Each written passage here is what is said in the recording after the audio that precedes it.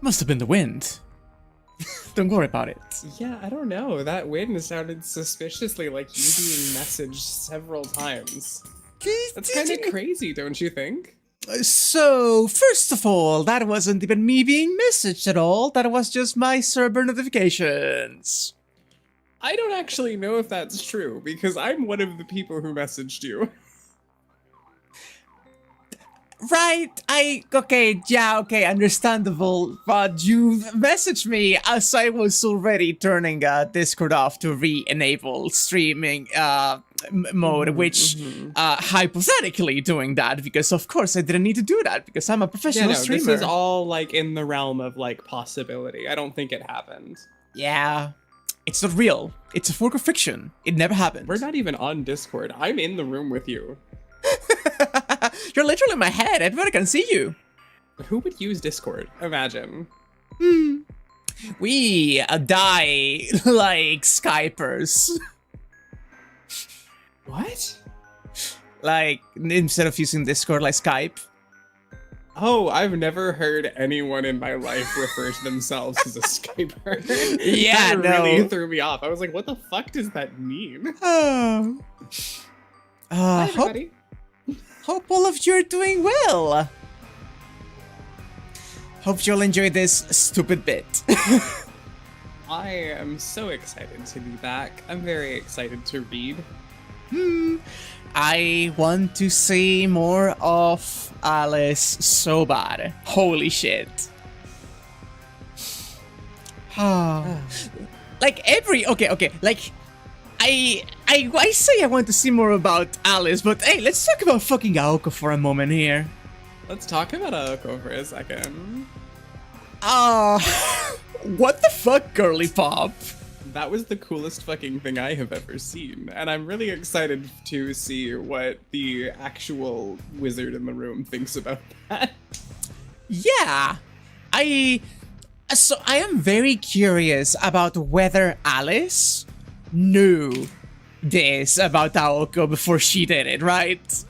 Right, like you have to wonder, are we gonna get like a what the fuck did you do, or are we gonna get like a, oh, so you finally figured it out, huh? Both of which are really interesting and could go really good ways. It's almost like when you have complex characters in a situation, whatever happens with them is kind of neat. Yeah. Crazy, isn't it? That being said, allow me to get some Witch in the Holy Night. Sorry, on. Who up Witch in the Holy Night? At this rate, we will still be playing this by the actual Holy Night. A secret third option where she just goes, oh, okay. Okay, yay! God, can't you see everything?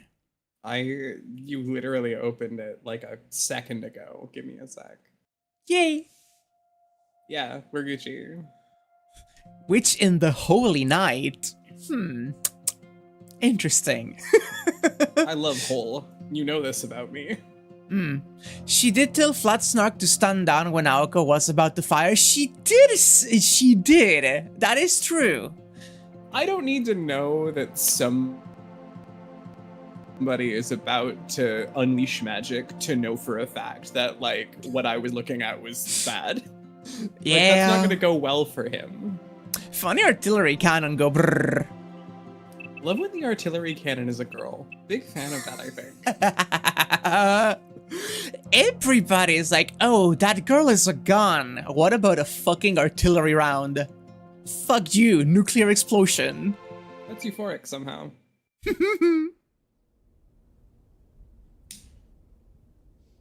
Oh yeah, we are like directly immediately afterwards. Okay, I'm going to try to go back a little bit, but that really is how she reacts. Oh man, I guess I kind of went overboard. Flat on her back, Aoko looked up at the night sky. She lay there perfectly still, not able to move a single finger. When she tried, her whole body screamed out in agony. She was completely empty of magical energy, and her magic crest had come to a halt. She estimated that it could likely require a whole day to recover all of her bodily functions. Sadly, all she could really do in that moment was to take a breath. At least, her chest was swelling with pride. She had gone toe-to-toe with a fairy tale monster and had emerged victorious. The battlefield conditions had favored her, it was true, but there was no denying that Aoko had come a long way in the last 6 months.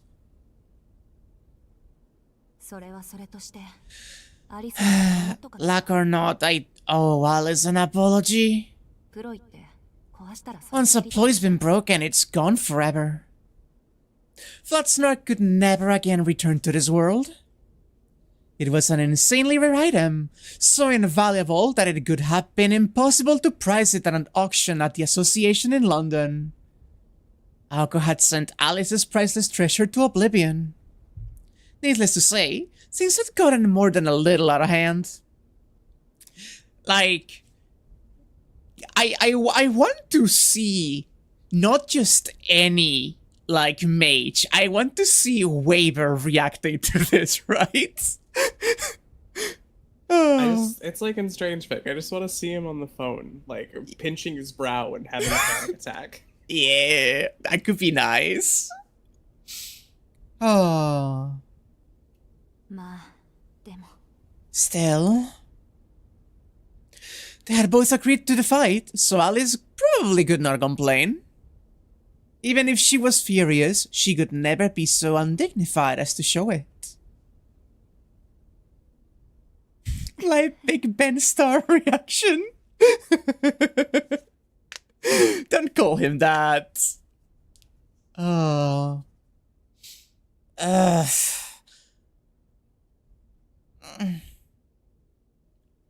The second Aoko relaxed, her fatigue finally caught up with her. She did everything in her power to fight off the overwhelming drowsiness.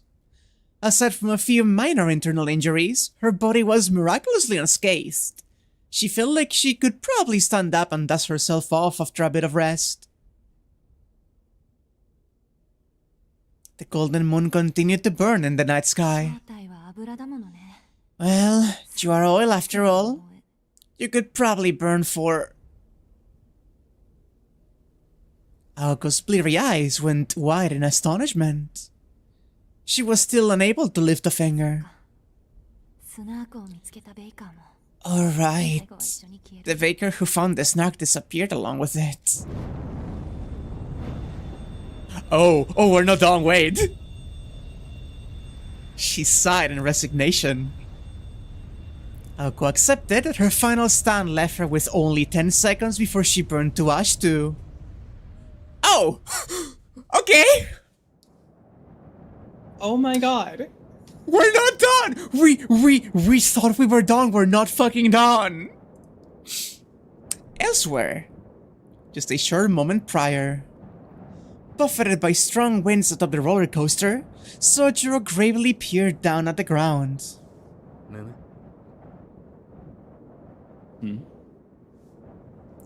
All he could muster was a single murmur. He could see Aoko on top of some drawing on the ground and... What in the world is that thing made of? In the distance, there was something familiar in the direction of the ruined House of Mirrors. Sojiro's job, to throw Aoko's hair from a great height, was complete. While not the most impressive of tasks, it was absolutely a matter of life or death. And to top it all off, just thinking about how he was going to get back down to the ground was making him dizzy. He had experienced more than enough travel for one day. Wait, but...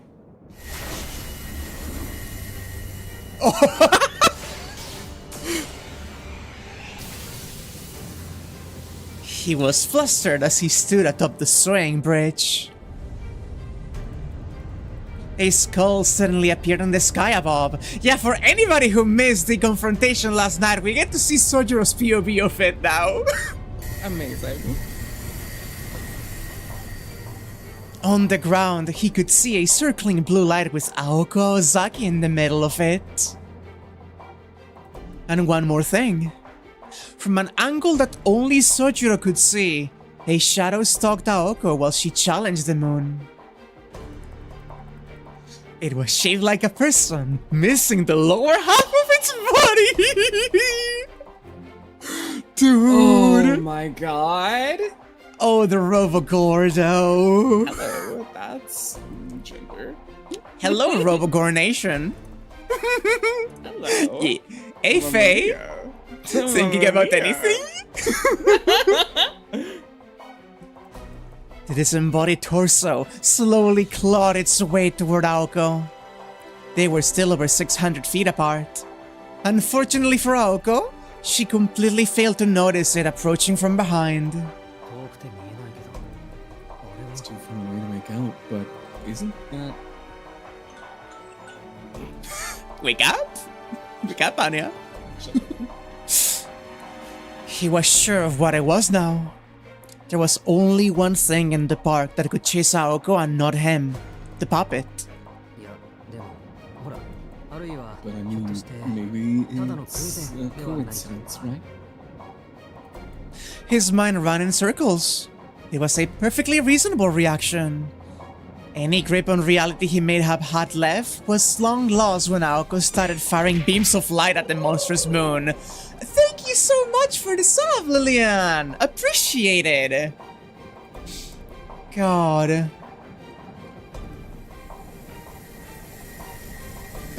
His face! Oh. Aoko's merciless fire buffeted the roller coaster like a storm. Just standing on it was almost enough for him to be thrown off and killed. Oh my god, that is such a simple animation, but I love it. Oh, dude. Oh. Yeah. At any rate, Sojiro couldn't fathom the situation. Should he head back to the entrance of the roller coaster and warn Aoko about the incoming threat? No, there was no way he would make it in time, and to make matters worse, there was a hoard of bread down there waiting for him. And it may very well have been the case that Aoko was already aware of the puppet and could take it out as soon as it got closer. If she was, Sojiro was sure he would only be in the way.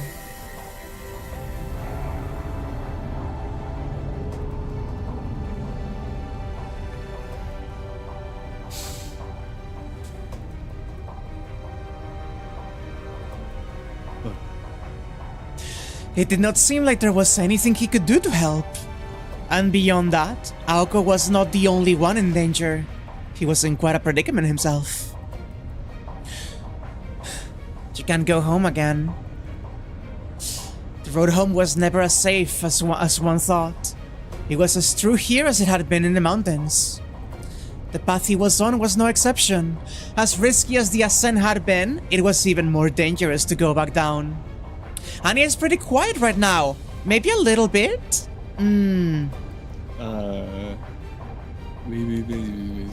Yeah, check your gain on the microphone a little bit. I swear to God, if it reset my gain again without my consent...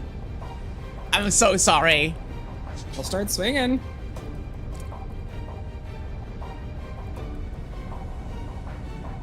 Oh. Did it? No, it didn't. What the fuck? I see. Maybe try a little closer to the mic otherwise. I'm, like, my face is on the pop filter, baby girl. Oh, my apologies. You sound good now. Oh, do I? I think it didn't change anything. I think it may just be that Sojiro's voice is really soft. That sounds good. Oh my god, Hera, that's so nice. Thank you so much. I don't know if I even have that set up. Yeah, there it is. That's actually so nice. Oh, that's going one for everybody. Let it run. Oh, that's so generous. Thank you. Woo. His shaking legs reminded him that only 200 feet separated him from death.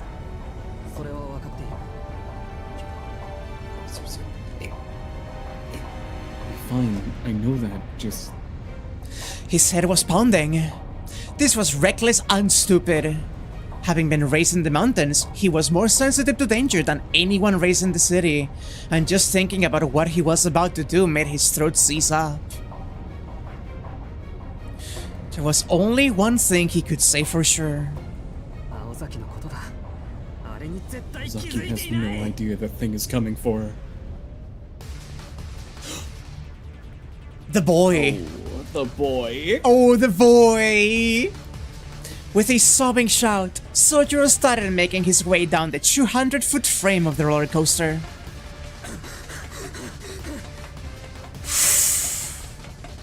His race toward death accelerated. He never meant to speed up, but the downward slope propelled him forward. Here I go. It was too late for regrets now. Now that he was running, he had no choice but to go even faster. And time was not on his side. He could never make it in time if he took the long way down, never mind the breadmen crowding the exit of the roller coaster. With the exits blocked, the outcome could be the same whether he went slowly or quickly. There was no reason to rush to his death as desperately as he did. So what? So what if it was futile? Sojiro cleared the doubts from his mind. He turned his attention to what he could do. Keep his footing and tried to arrive at the bottom as quickly as he could. Focus. Forget will be there in time to save her. The most important thing is... He had no idea what impulses were driving his stiff limbs. He just focused on the moment, pushing past the fear and the cold logic. At his core, he was the kind of person to deal with problems head on. There could be time to think about the consequences later. But hesitation was not his only obstacle. Not now. The worst possible hindrance appeared at a time when not focusing on the track could mean certain death. Sojiro sensed something wrong with the egg he had been so studiously observing out of one eye. Something had changed. At the very moment he realized it, I can't be looking at the side right now. Sojiro stumbled and instinctively caught himself. It was a miracle he had not fallen. Descending a roller coaster on foot was an act of suicide. The egg stayed right by his side, so close it was likely it would collide with him. Though he was trying not to look at it, he could not help but feel uneasy that the door-like decoration in its center was gradually opening. Damn it, why now? He cursed his rotten situation, and yet he refused to slow down. He ran even faster, glaring at the egg on his side. This is crazy. What's wrong with me? Sojiro was baffled to find that he was smiling. Perhaps it had something to do with Aoko's charm. Sojiro could not tell one way or another. He could still feel Aoko's fingers on his skin. The trust and expectation she had placed in him was etched into his heart. But what spurred him on was something entirely different. This all stemmed from a much deeper problem. It was something inside of him that he could not understand at the time, but would eventually come to terms with one day. Less than 5 feet left. He carefully judged the distance as he ran down the track of death. But the distance between what? That went without saying. It was the distance between himself and the one thing that could save his life. He told himself he was going to do it over and over like a mantra. Sojiro could not believe himself. What he was about to do was incredibly stupid. But what is stupid when smart is not an option? Well, I'm gonna start saying that. I'm really gonna do this. This is insane. Amidst it all, he laughed at how pointless such self-reflection was now. Temporary confusion, a psychological thrill ride, both had laid his soul bare. What really mattered in life? Oh, that's so cool. The answer to that question was simple. His primitive values did not crave success or reward. All he wanted was... This is it. to live the way he wanted. It wasn't an obligation to the people around him. His desire to live his way was his and his alone. Here we go. If the egg had been equipped with a vocal function, it could have gasped in shock at what happened next. The boy, who had only tried to escape up until this point, suddenly shifted his weight. He pointed his feet outward instead of inward. On the edge of one rail, he crouched ever so slightly to maintain momentum and gazed at the floating egg. Close enough. I can do this.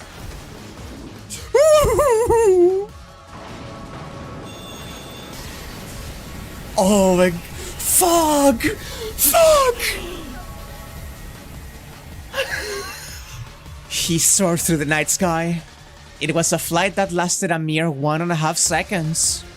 A cordless bungee jump from 100 feet above the ground. His destination? The only thing that could stop his fall, the giant flying egg.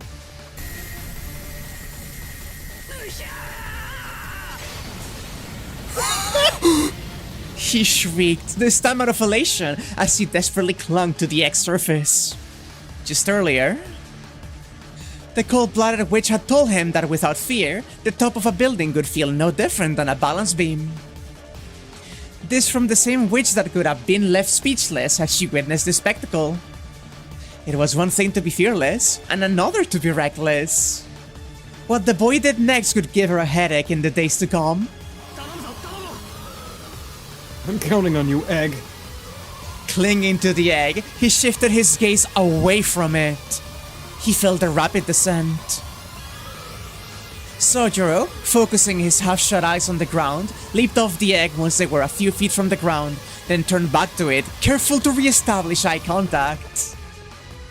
Something so unbelievable, though to Sojiro, the elevator at the department store and the mysterious floating egg were both just moving objects, virtually indistinguishable from one another.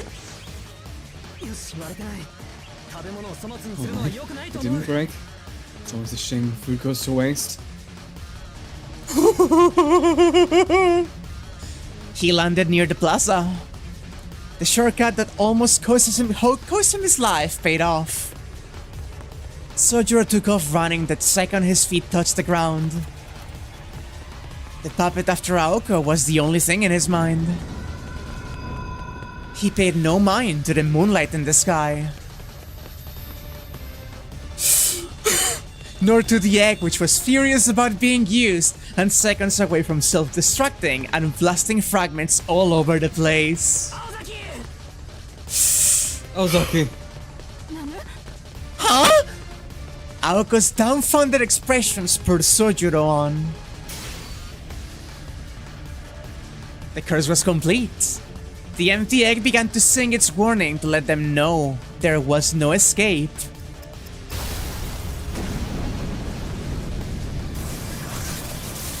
Ooh!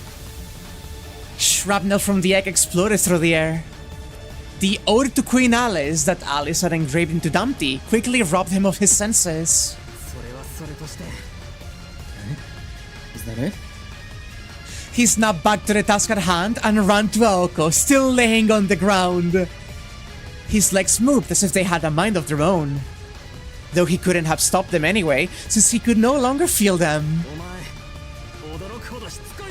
Don't you puppets ever give up?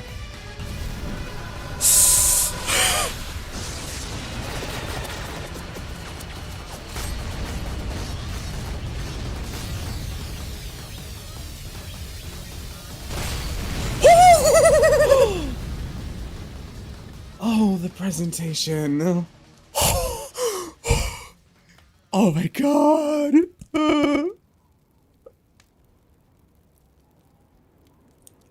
The scrambled murder case. Piles of rubble became flowers of light blooming from the earth. Oh my fucking god, girl. Oh my god. The final curtain drew closed, and the defeated left the battleground. Had Alice Kuonji seen it happen, she could have been beside herself. The two had escaped by a hair's breadth. My god! Dude! Dude! That's so fucking cool, girl.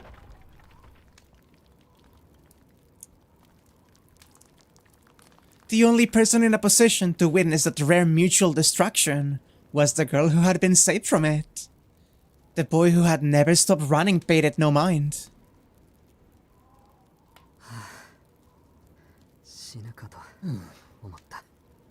I thought you were a goner.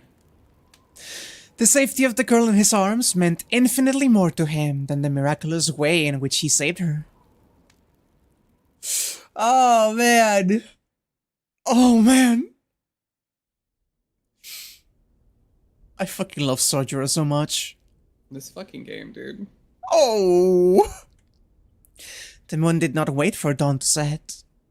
The ornamental texture of the fairy tale kingdom faded away. All of the illusions returned to the way they were before. From the ostentatious chorus reverberating through the streets, to the puppets welcoming their guests. Peace and quiet reigned once more over a forgotten kingdom, never to be awakened again.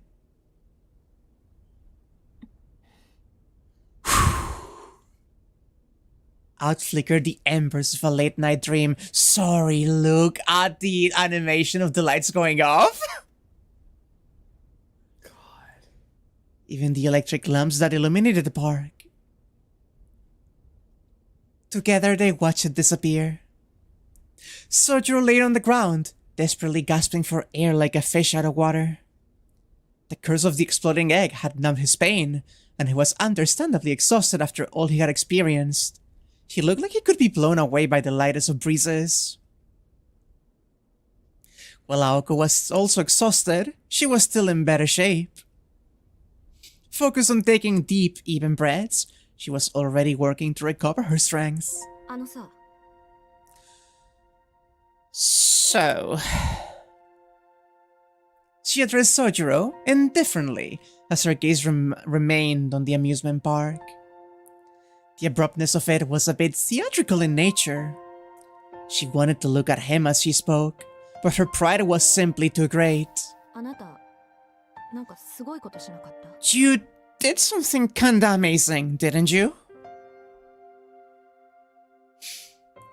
The moment she had accepted death had seemed like an eternity. She was beside herself in shock at how indifferent she had been as the shards rained down from the moon. But a reassuring voice had snapped her back into reality. Why did he do it? What was he thinking? What moronic things had he done to pull it off? She had no answers for these questions, lying on the ground as she was. All she knew was that he had more than made up for his failure in the House of Mirrors, and then some, in those fateful final moments.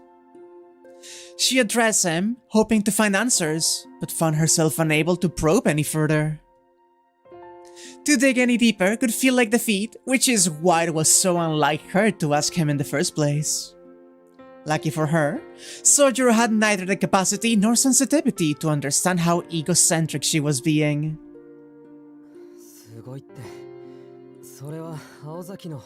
Amazing? You were pretty amazing, Aozaki.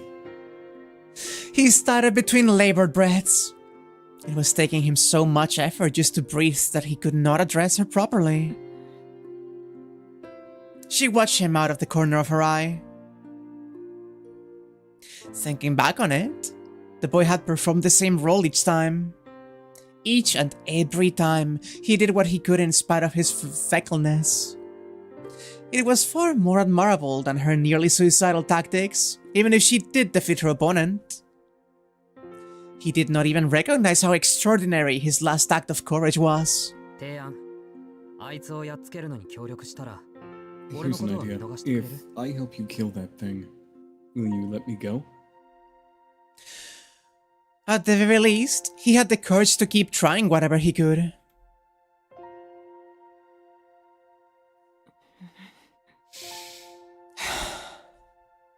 A spectator might have viewed him as a supporting actor.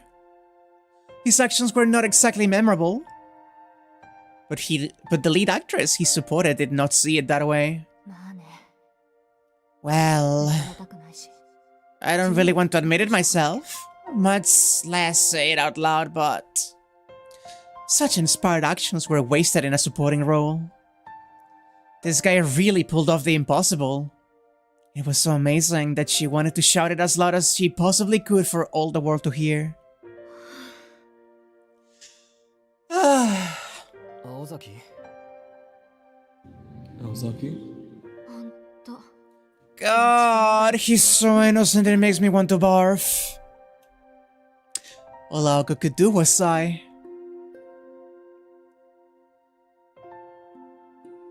How could she not? Even she was forced to admit that the way he'd snatched her from the jaws of death was dashing. I must be getting soft. Truth be told, he was a lunatic for doing what he did.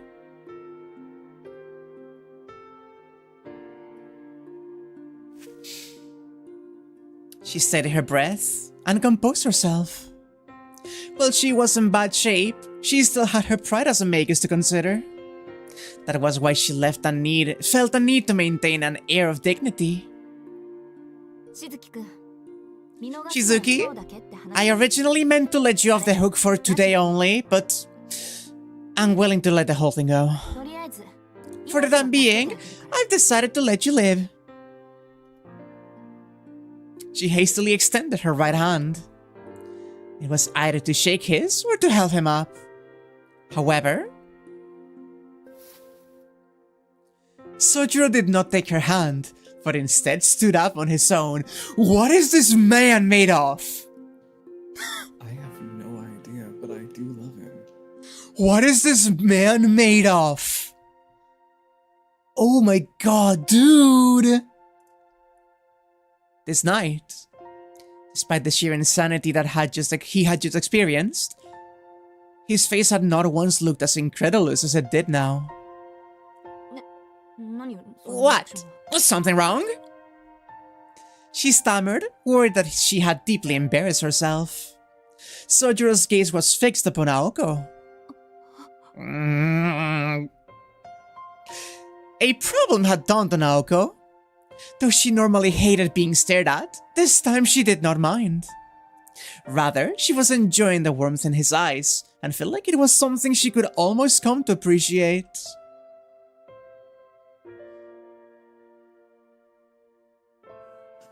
Don't you get it? This isn't just about friendship. I don't mean he only likes you either. Believe me when I say that. Sonoji really... Oh. The conversation came rushing back. It was a memory better left forgotten. No, not happening. Pushing Tobimaru's words out of her mind, Aoko turned to Sojiro. Don't get any ideas. I don't care about you in the least. Puzzled, Oh my god. Sojiro tilted his head. You already told me how much you dislike me. He responded matter-of-factly to her sudden declaration. She certainly had pointed that out, and to his face no less. It had a mere figure of speech that he was not meant to take literally, but now was not the time to belabor on the point. I'm not talking about that, just saying, you shouldn't get your hopes up no matter how far you've fallen for me. Yet, belabor she did anyway. Aoko blushed slightly, realizing how inane she was being. She wondered how she'd end up in this position. And yet, she knew that she had to get this off of her chest. All that was left was to politely wait for his response. I can't date you. Such heartbreakingly painful words were too much for the simple boy to hear. His shoulders slumped as if the word was coming to an end. Or so Aoko imagined. On the contrary, Sojiro was sitting there, in deep thought. Did you just say, I'm in love with you? Sojiro murmured the words as if they were a magic spell. She shot right back with the affirmative. After a moment of deep contemplation, the boy turned to the expectant girl and said,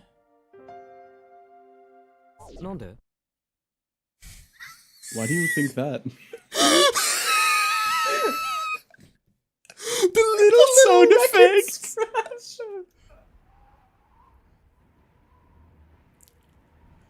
He had to be joking. But he was not. He was completely serious. So, he liked her, but he didn't like her. Of course, the vice president had jumped to conclusions. This boy had no interest in romance. He probably didn't even know what that was.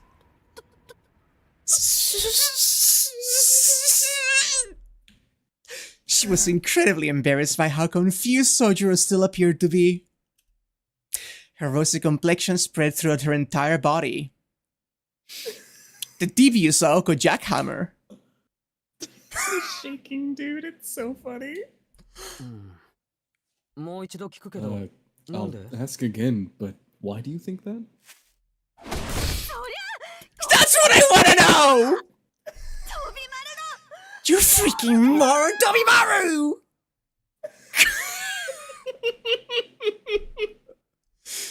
Just like that, she had lost her cool and given in to an unjustifiable outburst. It was time to seal off the area and destroy all the evidence.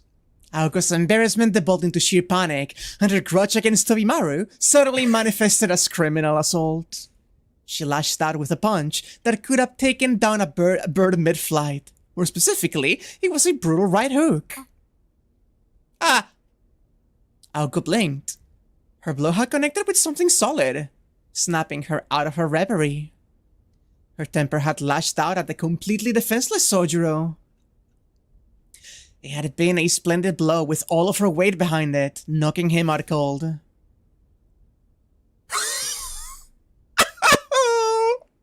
Oh my god. Sojuro groaned, crumpling to the ground. Her punch finished the job that the curse had started. If not for the discomfort on his face, he appeared almost to be sleeping. Aoko convinced herself that he was napping, not concussed. Well, whatever. It was always going to end like this anyway. The tension in her shoulders eased away as she looked down at Sojuro. Eitan had gotten in her way over the course of today, but the day was saved. For now. With nobody left to butt heads, she felt exhaustion finally overtake her. How the heck am I going to walk home like this? Her fatigue was enough to make her complain out loud. When she thought about it, she realized that this was the first time she had used up all of her magical energy, and the first time she had participated in a battle of this scale without any prior preparation. Though in truth, it could have ended in mutual destruction if I had been alone. She felt somewhat proud as she whispered those words. Normally, it was something that she could beat herself up over, but instead, she simply shrugged her shoulders with a bitter smile. After all, it was thanks to this person sleeping by her side. Hey, you can't hear me, can't you? Sorry. This is the funniest thing I've ever seen. I am obsessed with this shot. I need to take a screenshot of this one. This is insane, Aoko. As if the night had swallowed her voice before it reached him, she received no response. Confident, she continued in an even quieter voice. So, thank you. You really got me out of a jam there. Of course, there was no response from Sojuro, and she was not expecting one. Saying it for the record was enough.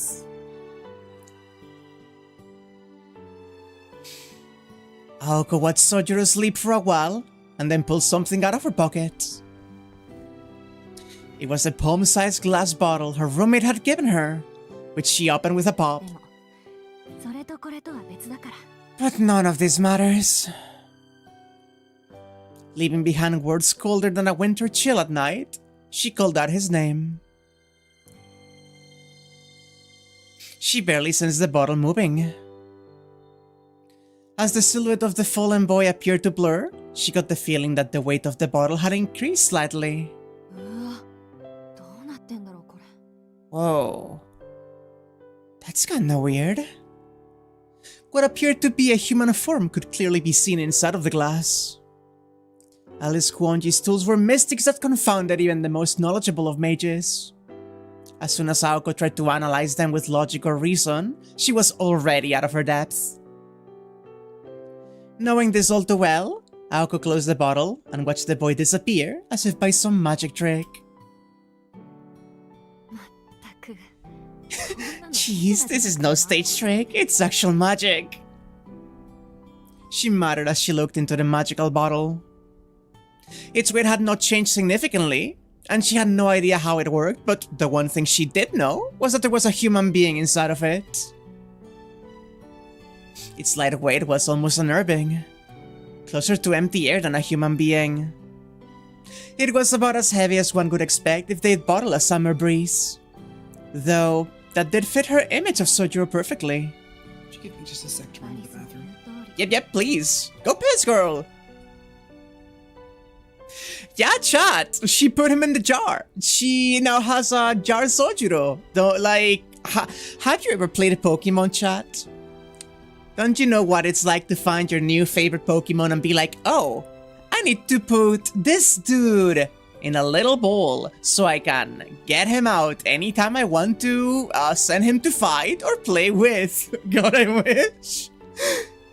Yeah, Denti, is there anything you would like to say about this? Anything to share with chat? Every girl deserves her favorite boy in a jar, yeah. Also, okay, this may just be because I have seen boy toy. Yeah, this may just be because Nasu just made 2 fucking Proteas in summer and FGO, and because I've been playing Ordeal Call 3, which also has Protea in it. However, is it just me, or is like Aoko holding the little jar which contains the boy, the human-shaped figure inside of the little jar, and you see like her holding it on her palm? Like, it's giving a little size play, right? Right? Like it's giving just a little bit of size play. You literally have both NA and JPF go open right now. That's so fair. Yeah, like, I'm not a freak. I mean, I am a freak, but I'm not a freak about this. I'm just seeing the Matrix and spotting Nasu's fetishes. Oh, God almighty. In this episode, the writers barely discuss fetish. Yeah, I am going to write down Aoko as potentially huge ladies in the Fate series. Thank you for coming to my TED Talk. You missed the image, but it's seen from the top, as if it was a little mouse maybe. It has a few angles that it's seen from. Hopefully Goo Babies doesn't appear. We don't mention the Protea's third ascension. We're purging that out of the collective memory, don't worry about it. Spiritually huge. She is spiritually huge. With massive reserves of mana. Also, we talk a lot about the visuals for this game and how lavishly detailed every CG and background is. But the music, though...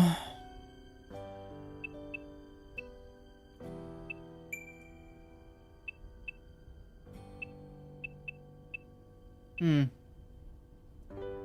second.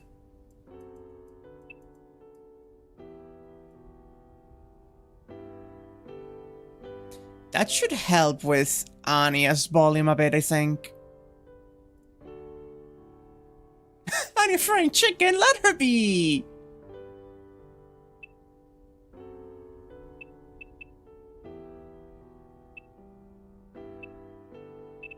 Huh.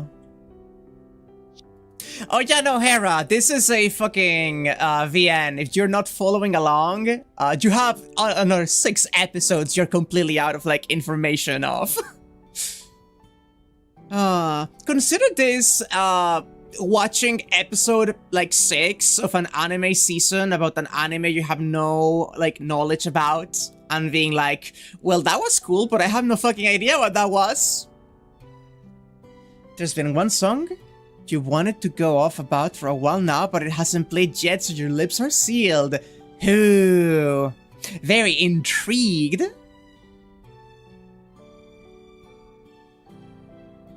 And his audio is Mitch low. You think her deep Sono G voice is not picking up on the mic as much? Indeed. What I have done is, I usually have my desktop audio recording on OBS lower.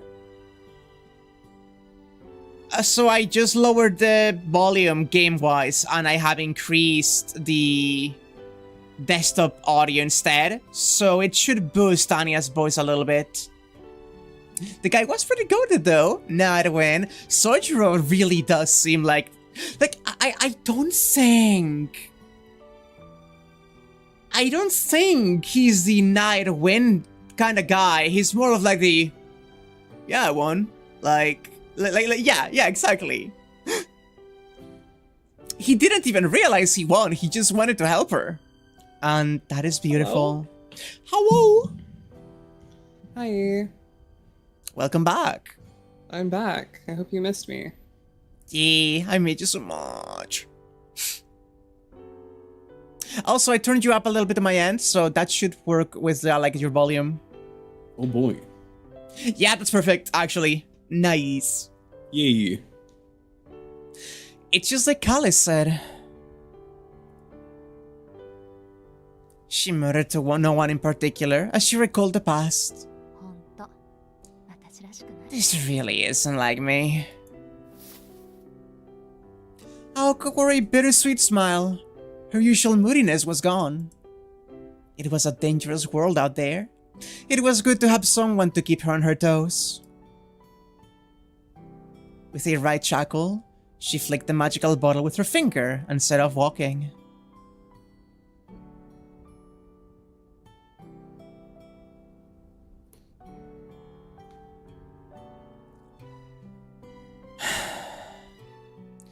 She could hear a bell in the distance, signaling the end of the play. An ephemeral dream gave way to reality. In the grand scheme of things, it had been but an instant. As the actress exited stage left, the last of the lights suddenly flickered out. And so, the long-dead amusement park played its final role as a memory for a boy and a girl.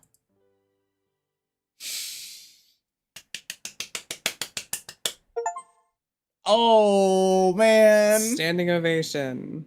Standing over. Sorry. Like a dog. Sorry, the next chapter is just called Like a Dog after what we've seen? Okay. Oh, to let me save. There we go. And so Kitsuland spontaneously got funded a large electrical bill and were sued. Let me check the archive first in case there's an in-between chapter again. No, indeed. Oh. Wait. We can see how long the VN is by the archive. Interesting. We're not even at the halfway point. Unless there's another shelf. Which I can see down here. I wouldn't put it beyond fucking Nasu there. Not even at the halfway point. There's no shot we're that far in. Next episode. Like a dog. Woof.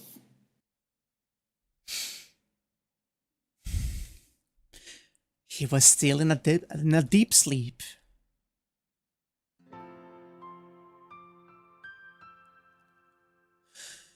It all seemed ablaze in a mad fiery red. Unbearable idle thoughts. Incessant obstinacy. Melancholy sights and gloomy, bittersweet talk. Fickle wickedness born of human interaction. Namely, the voice of a forsaken coexistence. This, however, was the scenery of a world far removed from that. If there were those praying this was paradise, then were likely also those lamenting it was the underworld. In a decade, or perhaps longer, this could all change. But for now, the autumn leaves remained yet untrampled by human souls. It was scenery he knew well. Life in the mountains was humble and modest. There were no conspicuous buildings among the wilderness he called home. They gathered and stockpiled only what they needed to survive, without pillaging the land. Serpentine trails could be seen woven through the fields, and the stone steps leading to the summit were obscured by the forest, only visible once upon them. The mountain inhabitants probably intended it that way. There was no sign of mankind's exploitation among the mountain landscape. He suddenly remembered that this was the season he liked the most. Or rather, it suited him the most.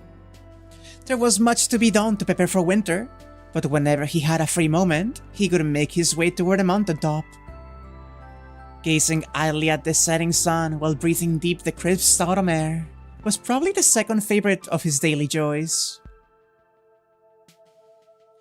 It relaxed him, the cold but comforting wind at dusk, and the way the sunset dyed the peaks a vibrant crimson.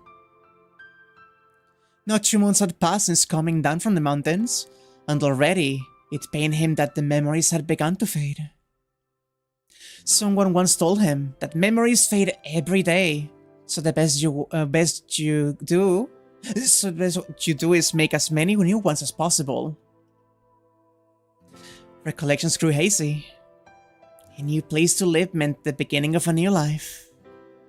He wasn't sure if he was reluctant to let go of the scenery he'd cherished so long, or if he merely been spoiled by it. Despite his new home in a city surrounded by tall buildings, he felt guilty for wanting those memories alone to remain clear in his mind. Either way, he had to make the best of a fresh start. What kind of... Well, you can read that if you want. What kind of man thinks more about where he came from than where he's going? He contemplated. そうか。これ、夢だ。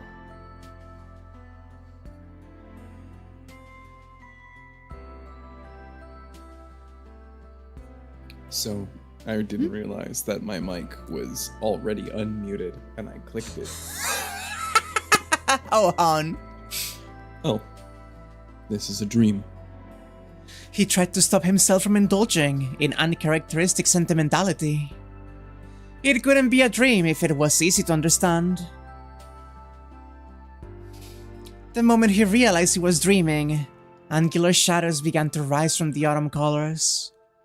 They were concrete buildings, previously unknown and yet familiar to him at the same time.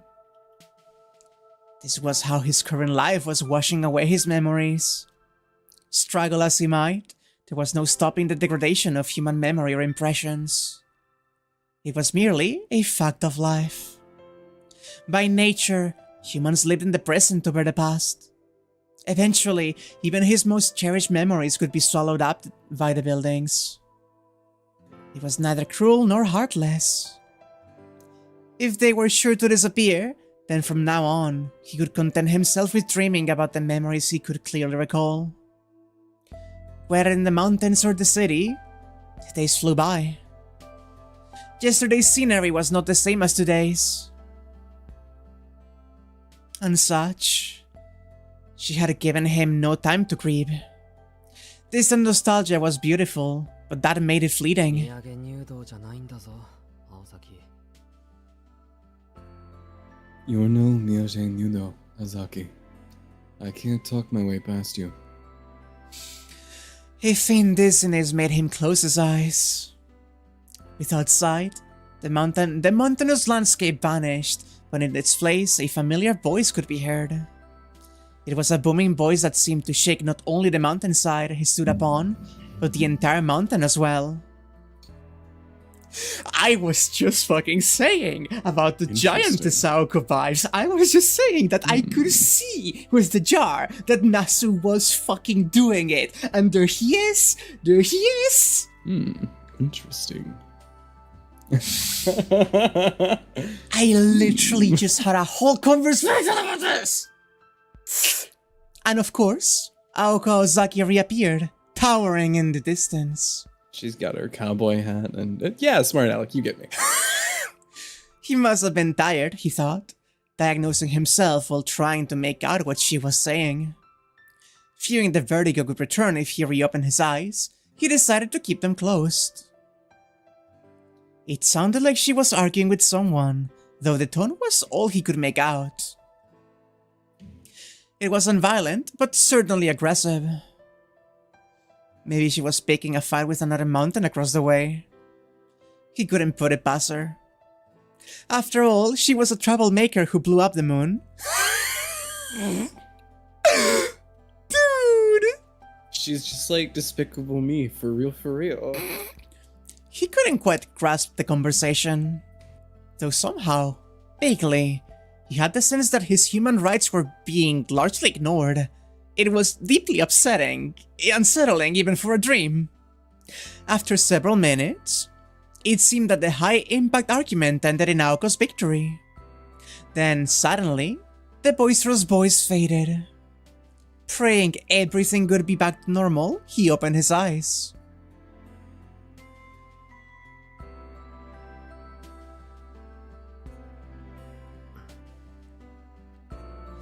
He took a deep, slow breath. The scenery was a far cry from the nostalgic dreamscape he had just left, albeit not unpleasant either.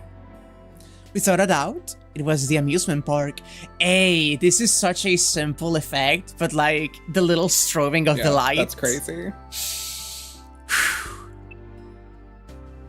To him, this was his freshest memory. He recalled the House of Mirrors that Aoka Ozaki destroyed. This park was a flawless replica of reality, but he was the only one there. Without having to worry about anyone chasing him, he sat down on the wreckage of Kitsy's rides and looked up at the moon that should have been shot down. The winter moon shone white like a jewel. It was layered over the figure of the girl who tried to kill him.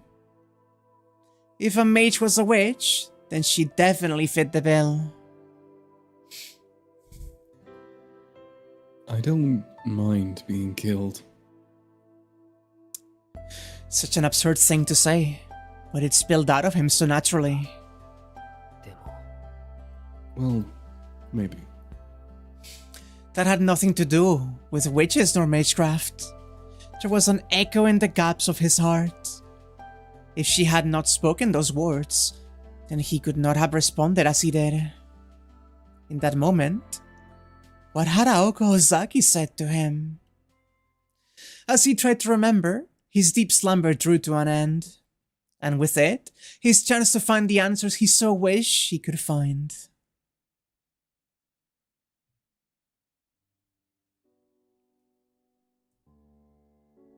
Then, Sojiro woke up in an unfamiliar room, gasping. Not because the plush mattress he was on was softer than his apartment's cheap futon, or because everything from the carpet to the wallpaper looked expensive.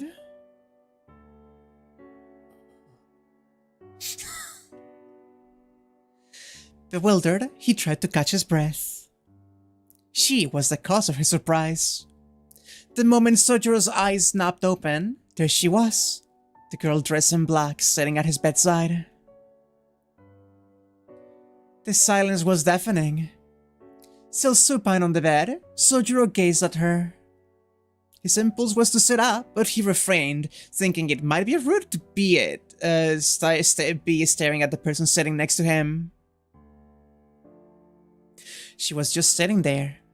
Menacing. Sorry. On a chair. She is so pretty, isn't she?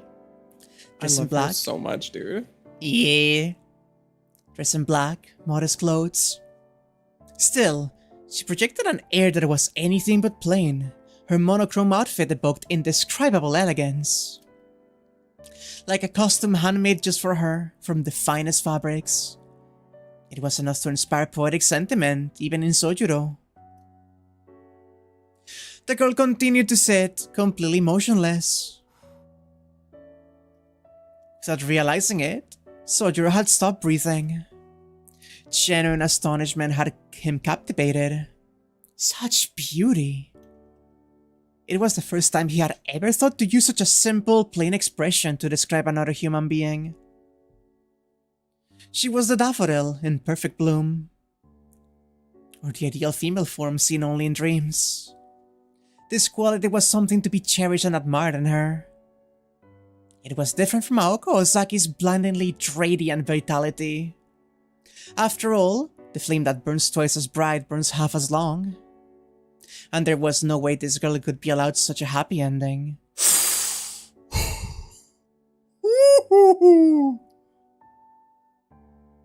That is an insane statement! That is a crazy fucking line. Her life was a solitary fable of someone who left the world in exactly the same way they entered it. With her humanity stolen at birth, Hers was an existence not of this world. The more beautiful something was, the more tragic its fate. Growing up in the mountains, this was not something Sojiro was taught, but something he learned from experience. 眠ってるみたいだ。 It looks like she's sleeping. Sojiro turned his head, as though he was being lured in. He knew it was rude to stare, but he couldn't fight his instincts. Then...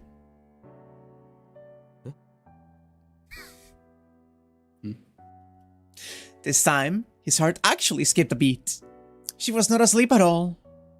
Expressionless, she was merely watching over him while he recovered. Sojiro froze, unable to turn his head away or think of something clever to say. It was like staring into her eyes turned him to stone. Perhaps because of her delicate features, she looked somewhat younger than him. On the other hand, her tranquil expression made him feel she was older. Jet black hair, just to the shoulders. Her large eyes were set like onyx stones, matching her hair. Devoid of emotion, her gaze stayed fixed on Sojiro. Even after their eyes met, she did not turn away. He wanted to speak, but could not find the words. It was not unlike a frog being stared down by a snake. Nevertheless, he just could not bring himself to say something. Additionally,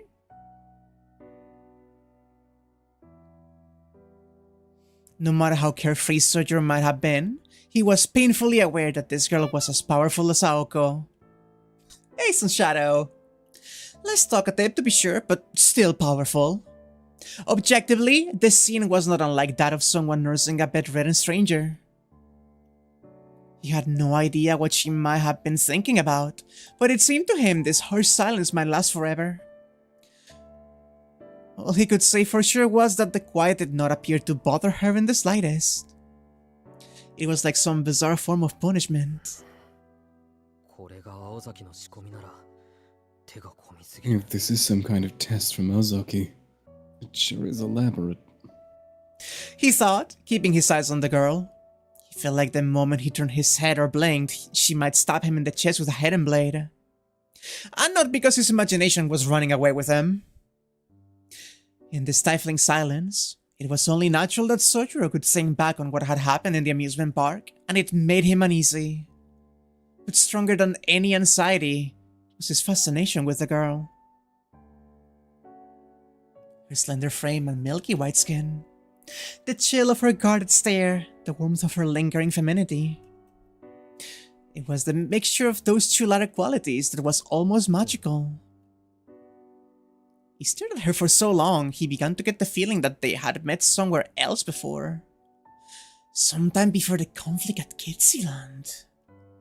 He could not quite put his finger on it, but he was sure he had seen her previously. その今更だけど I don't know if this is the right time to ask this, but... His voice shattered the frozen silence in the room. He almost felt sorry for making noise as he spoke out to her. But they could not very well just sit and stare at each other forever. Though, he might have been the only one thinking they were staring, and perhaps she thought they were glaring at each other. ここはどこで君は誰だかわかるかな Where am I? And who might you be? She narrowed her eyes slightly, though apparently not out of offense. There was no response. Just as he was thinking it could have been better to keep quiet, she quietly raised her hand. これあなたのでしょ This is yours, is it not? Her voice was cold but melodic. A white piece of cloth was wrapped in her fingers. There was no need to tell him what it was. He was conscious enough to recognize his own possessions. Sojiro sat speechless as she tossed it at him. Picking it up, he wrapped it around his neck. 青子はそれを知っているの Does Oko know about that? He looked away in response to her blunt question, distracted by something unrelated. She called Aoko Ozaki by her given name, which led him to believe that the mountain Aoko had argued with in his dream was actually the girl beside him. What are you hiding? Sojuro. What secrets lie within this boy? さあどうだろ I'm not sure. As sincerely as he could, he answered without presumption. There are things that should be known and things that need not be. There are also things that should be told and other things that must not be. Sojuro was not exactly sure what that she was referring to. However, うその方がいいとは思うよ But maybe it's better that way. he smiled slightly at her question. Perhaps impressed by her response, the overwhelming pressure in the room dissipated noticeably. Or maybe she had been more nervous than he was the entire time, projecting the image that his room was her domain a tad too strongly. The tension faded. Sojuro tried to sit up and prop his arms beneath him. Now that they were talking, it seemed awkward to stay lying down. However, his body felt strange as he tried to move, and it surprised him how difficult it was to sit up. It took everything he had just to raise his upper body to a sitting position. あれ洋服のままだ Huh? I'm still in my clothes. As he threw the covers back, he tilted his head quizzically. 申し訳ないこんないい布団なのに I'm sorry. This is such a nice bed, too. というより I shouldn't be in my clothes under the sheets. What a waste of a good bed. She stared at him, not expecting him to complain about not wearing pajamas while sleeping. Somehow, it appeared that he had done something to surprise her. なんでだ何もしてないぞ俺 And why? I didn't do anything. Pouting a bit at the unwarranted curiosity, he turned to face her. Although he was still mostly laying down, it was at least a more dignified position. それでさっきの続きだけど So, any chance you'll tell me? Also, sorry, before we continue with this, can't you look at the fucking pattern on the chair and the fucking curtains? Oh my gosh. This is insane. Oh my god. I was thinking about this. I was looking at the cabinet on the left, and I was like, maybe it's a crawl space. I don't know. But I was just thinking, like, yeah, wow, it has been a very long time since we glazed the CGs just in a static shot like this. Oh, Holy man. shit. Oh man, everything about it is so beautiful. Whew. Indeed, he needed to find out where he was and who she was before anything else. Actually, the more he thought about what happened at the amusement park, the more he got a sinking feeling in his stomach. Perhaps finally getting through to her, she calmly moved her arm from behind her back when...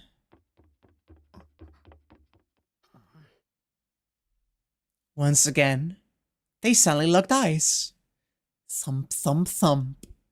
There was a startling sound of rapidly approaching footsteps. They both had a pretty good idea who it was. Alice, 約束 Alice, you promised! Just as expected. Aoko Azaki burst through the door with a thunderous roar. She entered wearing her school uniform, her long hair flowing behind her.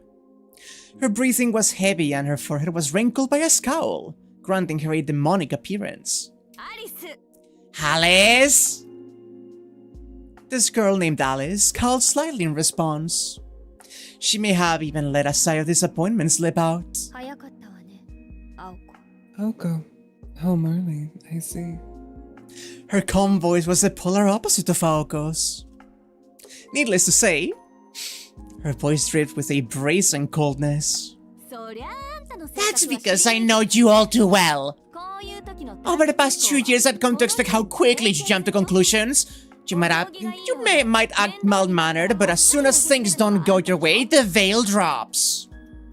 いやね、人聞きの悪い。 Oh dear. You make it sound so scandalous. Effortlessly, she brushed aside Aoko's jab. In doing so, Sojiro had the distinct impression that she no longer even realized he was in the room. Huh. Let the record show that I've lost count of how many times you've gone back on your word. I'm tired of hearing the same old story after the fact. I know I said I could leave it to you, but after careful consideration, I decided to take care of it myself. I may have come to terms with your short fuse, but the least you can do in return is to trust your partner to set things right, no? You're right. We wouldn't be partners otherwise. Well, you're hardly one to talk after unilaterally deciding our plan from here on out. We've been over this already. We won, okay? Besides, who was the one who said we should let him live if he escaped?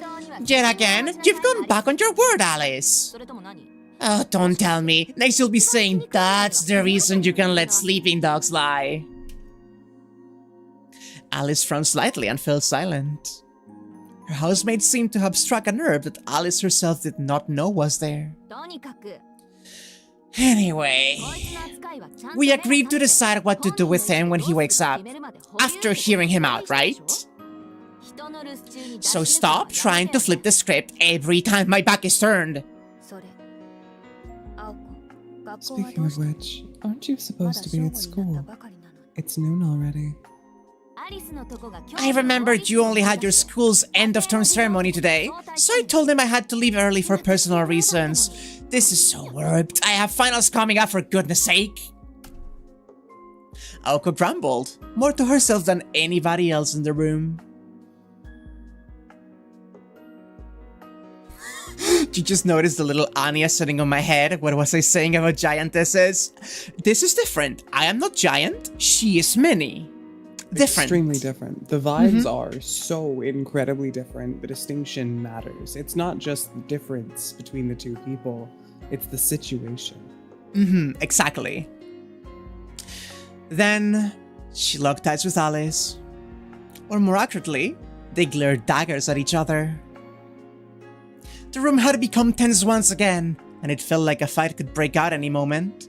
With no way to escape, Sojiro had no choice but to sit and watch. But then, the electric silence that seemed like it would last forever suddenly broke about a minute later. Apparently, this sort of clash was an everyday occurrence. I'll be in the drawing room. Explain the circumstances to him. Alice stood up from the chair and made for the door. Watching her go, Sojiro cocked his head. In her hand was what could only be described as... A fruit knife? He had no other words to describe it, the tool that she was clutching. Alice, what do you got there? Drop it, drop it! What do you have in your mouth?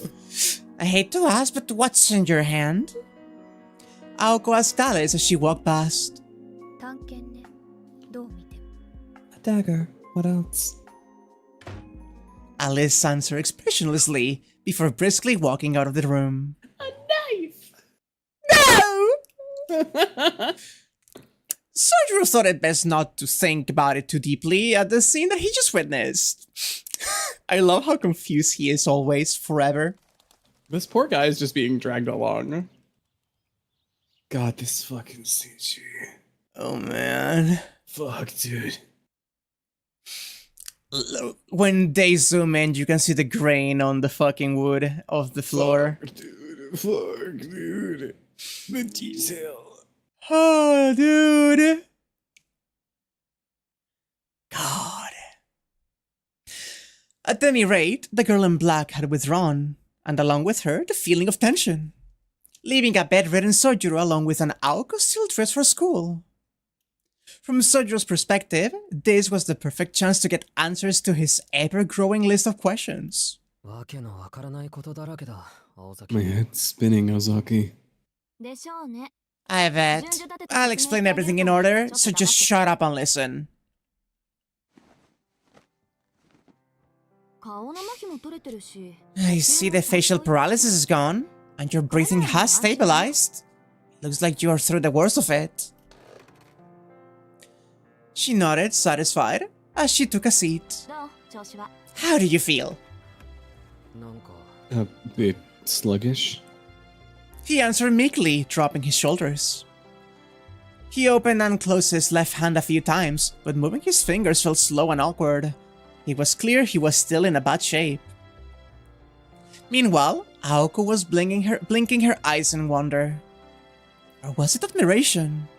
Between Alice and Aoko, Sojiro did not know which of the girls was the harder to read. Well, you're bound to feel a bit sluggish. Lying in bed for 2 days straight could make anyone feel weak. But I never thought you could be well enough to speak. You're a lot taller than you look. 2日って 2 days? It's been 2 days. Don't worry about the school. I submitted a notice of absence. In the meantime, Alice and I dispelled the Gandra curse and Dampy's poem. Sojiro nodded at the word curse, as if recalling it suddenly. It was all coming back to him now. What's wrong? You look troubled by something. ああ忘れてた I just forgot everything that really happened is all. Was I really asleep for 2 days? Getting cursed is pretty scary. You're as cool as a cucumber, aren't you? It's as if 2 days on death's door hasn't changed you a bit. Do you realize you were one step away from becoming a vegetable for the rest of your life? ちょっと待った今すごいこと言わなかった Wait, just a second. Was it really that bad? It was, and I guess you're proof that ignorance is bliss after all. Anyway, what's done is done. Be sure to thank Alice later. I couldn't have lifted the curses without her help. ひどい花もあったもんだ Sometimes bliss is overrated. けどアリスっていうのは Oh, さ and っきの yeah, you said the name Alice. Was that girl Alice? 俺たちを Was 殺そうと she the one who, you know, tried to kill us at the amusement park? Aoko replied that it 彼女 was. ずっとそこに座ってたけ She ど was sitting by my side for ここは ages. 彼女の部屋なのか Is this her room or something? Sojiro scanned the room again. He was not accustomed to sleeping on anything other than a futon, and the room looked especially foreign to him. No, this is just a guest room. It hasn't been used in forever, hence the dust over everything. More importantly, what did you and Alice talk about? Well, いや we didn't really talk so much as... He brought his hand to his mouth and recalled the few words they exchanged. As Sojiro said, calling it a conversation could be a gross overstatement. And yet, thinking back on it, it seemed like they had talked for hours, which brought an uncomfortable smile to his face. とはいえ緊張は解けたと思うよ But it's fine. I'm no longer worried. 青崎がやってくるのがもう少し Although it would have been nice if you would come a little early or a little later, Ozaki. Aoko narrowed her eyes at his innocent slip of the tongue. She knew Sojiro did not mean to treat her like a nuisance, but nevertheless, she found it hard to take the full brunt of the words said to her face. Even worse, she sensed she was getting used to his manner of speaking. So that's why she... You really do have a knack for surviving by the skin of your teeth, don't you? He tilted his head, clearly confused. I'm saying you did something to please Alice. That's the reason you're still alive.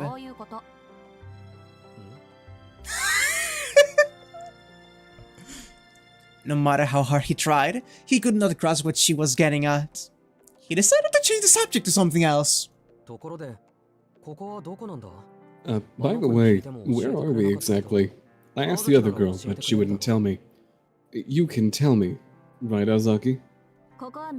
You're inside Misaki's infamous haunted house, but you can call it the Kuonji estate. And that girl, that's Alice Kuonji. This is her mansion, which happens to be the place I currently call home. After the other night, I, brought you here. You don't remember, right? Something about the way she said that made him feel uncomfortable. Onji. I've heard that name before. I know. Some old guys in the shopping district were talking about it. The Konjis are a rich and famous family or something. Don't you dare say that in front of Alice. If you want to live here in peace, that is.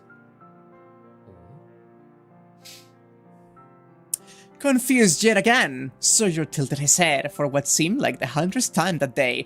Confused yet again is like Sojiro's entire existence at this point. Confused yet again. I love him. And once again, he had heard something to make him feel uneasy. Ozaki, did you just say... Shizuki? I have very little patience for liars, idiots, and people that make me repeat myself. Do your best to remember that. If you want to enjoy your stay here. With her best smile, Aoko made her threatening proclamation. Needless to say, it caught Sojiro completely off guard. I must have misheard you, because I could have sworn you said something about me living here. He shot her an honest stare of disapproval. It was the best resistance he could muster, but it was not in the slightest effective against Aoko's overpowering and ruthless glare.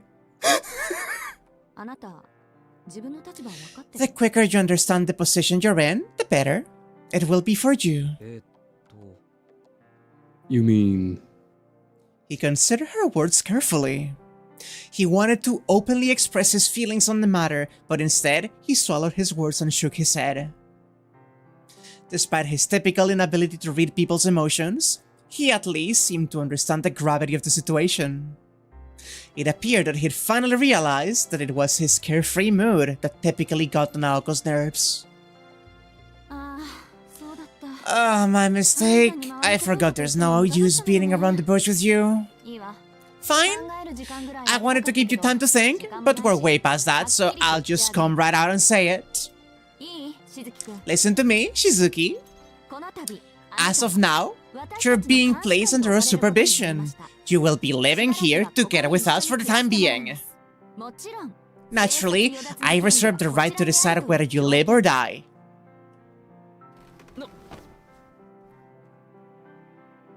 What? The blatant tyranny in her voice caused him to sputter. He wished that she would stop smiling in an attempt to make it seem any less outrageous. Fuck. She's so terrifying. I love her so much, dude. Live together? With you? It was not the faint expectation of living under the same roof with Aoko that had him flustered. Rather, he was genuinely concerned about his own safety. Regardless of how good-natured he was, it seemed he finally had come to grips with the fact that he just escaped death. You can't be serious. That's like seeking warmth next to a bear before it goes into hibernation. Aoko agreed, a blunt a comparison as it was. Once in a while you have some pretty accurate metaphors, you know. But I'm glad you figured it out. Make a wrong move or break a rule and I will end you, for real this time. Plus, it's just me and Alice you'll be living with. She has way less common sense than I do, so if you're not careful, you'll wind up dead by her hands too.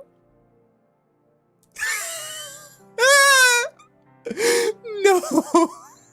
No! This poor boy. My boy! My sweet precious boy! Aoko was 100% serious. It was her sincerity that made it all the more believable.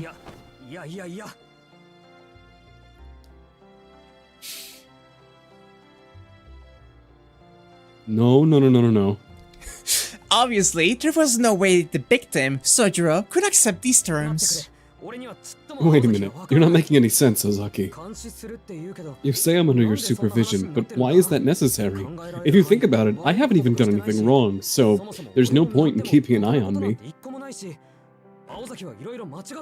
This has to be a misunderstanding. Is it... Are all mages like you, Aozaki? Arrogant and selfish were the words that the harmless boy's gaze seemed to imply. Aoko felt a headache coming on. Due to his innate easygoing persona, Sojiro had not thought to question that Aoko being a mage was out of the ordinary. That's the problem!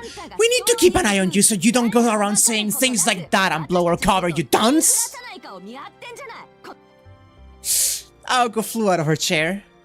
She had been doing her best to keep her cool, but it seemed her well of patience had finally run dry. Witnessing Aoko's snap, Sojiro clapped his hands together. Oh, now I get it. The reason you tried to kill me was because you have to hide the fact that you're a mage. Okay, if that's the case, then I get it. You're monitoring me to protect your secret, and not taking my life is your way of throwing me a bone. I mean, those aren't the words I could use, but sure. It sounds a bit harsh when you put it that way. But isn't this all a little unrealistic? I have school and work to go to. I can't stay locked up inside this house all day.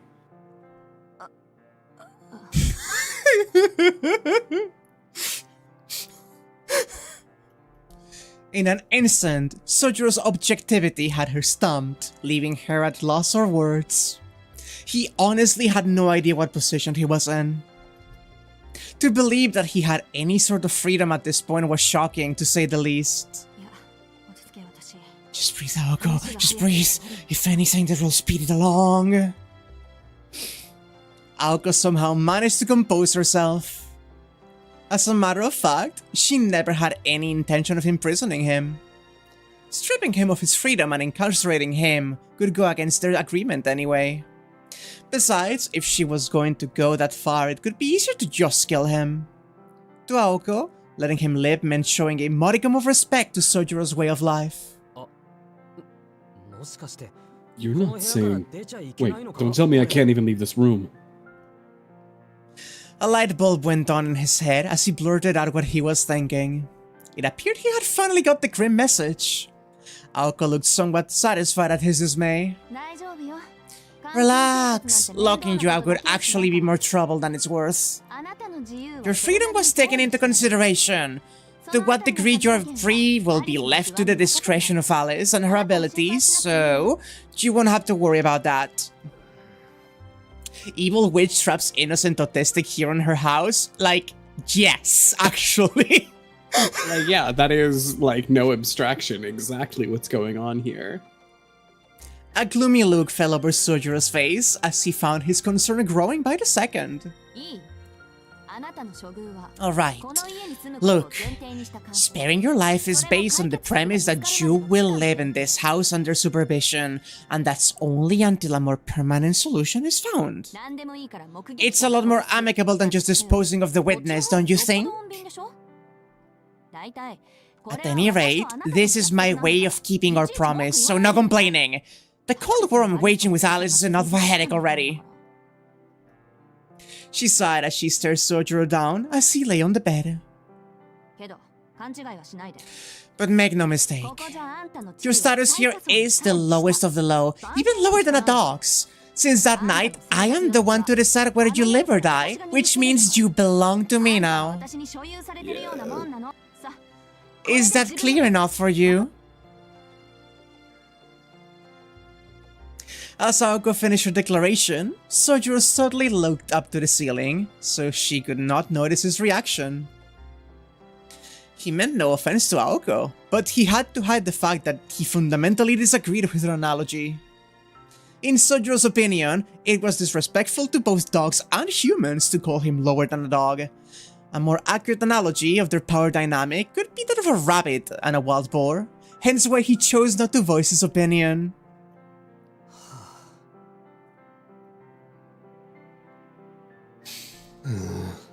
Like his apartment, the ceiling here was decorated with ornate patterns. Putting aside how he could be treated here, in terms of lodging, it was a definite upgrade. Maybe it could not be all that bad. Sojiro nodded slowly, as if to persuade himself. And for the time being, I've decided to let you leave. Live. That is what she had told him not 2 days ago. While I don't really accept what you're saying, I understand my position. I remember what you promised me now. There are lots of things I could disagree with, but I admit, you did promise me at least that. Are you really serious about me living with the two of you? I know you're pretty easygoing, but that girl seems pretty against it, and I'm not exactly... At that point, he sipped his lips. Aoko's eyes were tinged with bloodlust. Oh, please excuse me. I'm sorry to hear that you're dissatisfied with your arrangement. Her contrived smile, so obviously forced, struck despair into Sojiro's heart. Come to think of it, he vaguely recalled her warning him to not make her repeat herself. Furthermore, as a practical matter, Sojiro Shizuki's life was now in the hands of Aoko Ozaki. It could be unwise to anger her further, he told himself, as if speaking to a third person. Not at all. I mean, what choice do I have anyway? None, Aoko said with a firm nod of her head. Sojiro slumped his shoulders in surrender. It's the writer's order barely disguised fetish. So... This is Nasu. I don't think any of these fetishes are disguised. Yeah, not only that, but also, please remember that Nasu had the first idea of what Mahoyo was going to be after watching the first episode of Evangelion. I need you all to remember that whenever you see... I had completely forgotten that little detail, and suddenly everything makes just a little more sense. Yeah, yeah. Alright, I understand you now, Ozaki. Let me just ask you one thing. Do I have any human rights?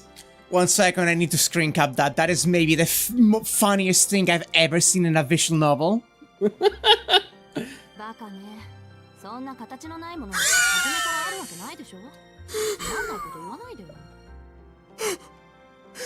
little Shizuki. Poor little Shizuki. You never had any in the first place. Now stop wasting my time with stupid questions. Sojiro reflected upon her answer, now feeling like his question was, indeed, stupid. He should have already known the answer before he had asked. I'm sending that one out to you as well, like that is insane. I'll need that for later. That's what I thought. I had a feeling this was gonna happen even before waking up. His muttering provoked a dubious stare from Aoko, before she quickly retracted it. If she questioned every little thing he said, they could be here until sundown. Well, as long as you understand. Now, we need to get down to brass tacks. Let's move to the drawing room. I have a ton of explaining to do. Can't you stand up on your own? I was able to move my hands earlier, so the blood's at least flowing. I should be able to walk. Good, you'll be fine then. With that, she turned her back and walked away from him. He had seen this bold form of hers many times before. Instantly, the memories flashed back to him like lightning. I remember now. This is the Ozaki I know. Without knowing it, he cracked a smile. He was so lost that he did not know his left from right, but recalling this alone was enough to calm him. The Aoko he knew was different from the one in the House of Mirrors. She was not the brooding girl he saw there. He felt a pang of nostalgia. The Aoko he knew was brisk in movement and unfaltering in gaze, just like this one. Unflattering. Things that I could slip up and get fucking killed by Aoko immediately for saying. She was the same as when he first met her, moody yet overflowing with confidence, in her element. Let's go! Chop chop! Alice is waiting for us in the drawing room. She was already outside the door, standing in the chilly corridor. You just don't know what it's like to be bedridden, Ozaki. Grunting and groaning, Sojiro eventually got to his feet. His body, heavy and stiff while he was laying down, cried out in pain as he tried to stand and walk. Every step sent shooting pains through his bones. Despite this, he put on a calm face and made his way toward Aoko. Typically, he was quick to not pay any mind to life's little struggles, but these pains, he needed to force himself to consciously ignore them. In other words, he was displaying false bravado, an uncharacteristic reaction for someone who never suppressed their true feelings. Amazing. You really are tough, huh? Thanks. It's just my heart that's fragile. Oh yeah? I'll keep that in mind and try not to hurt your precious feelings. Naturally, her voice was devoid of any true empathy. She turned away from the once more dejected Sojiro and began walking briskly down the corridor. Oh, and... Just then, she stopped, feet snapped together as though something had just popped into her head. And just as if she were remembering something she had forgotten, in a completely trivial way. Follow me, Sojiro. She gallantly turned back the way she was heading, the words sounding so natural as she spoke them. Aoko did not see the look in Sojiro's eyes as he heard her words. For though she worked in the arcane, the spell Aoko had woven was apparent to everyone but her. After blinking his eyes as if blinded by something, Sojiro casually nodded and followed behind her. I really love their dynamic so much. I love these two. Oh man. The sheer size of the interior was daunting. The 3 floors of this mansion contained more rooms than Sojiro's entire apartment building. Except their size was excessive. Here, the mansion's rooms seemed too numerous for so few inhabitants, its lavish carpeted halls cold and dreary. The guest room that Sojiro had been sleeping in was on the 2nd floor of the east wing. A staircase leading down to the 1st floor was at the end of the corridor, at the center of the mansion. Winter sunlight beamed through the windows, which only made the empty corridor appear even lonelier.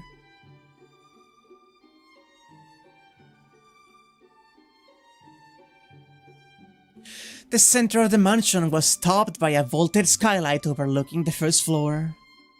The staircase, connecting the 1st and 2nd floors, lined its walls. Another staircase at the other end of the 2nd floor corridor presumably led to an attic or storeroom of sorts on the 3rd floor.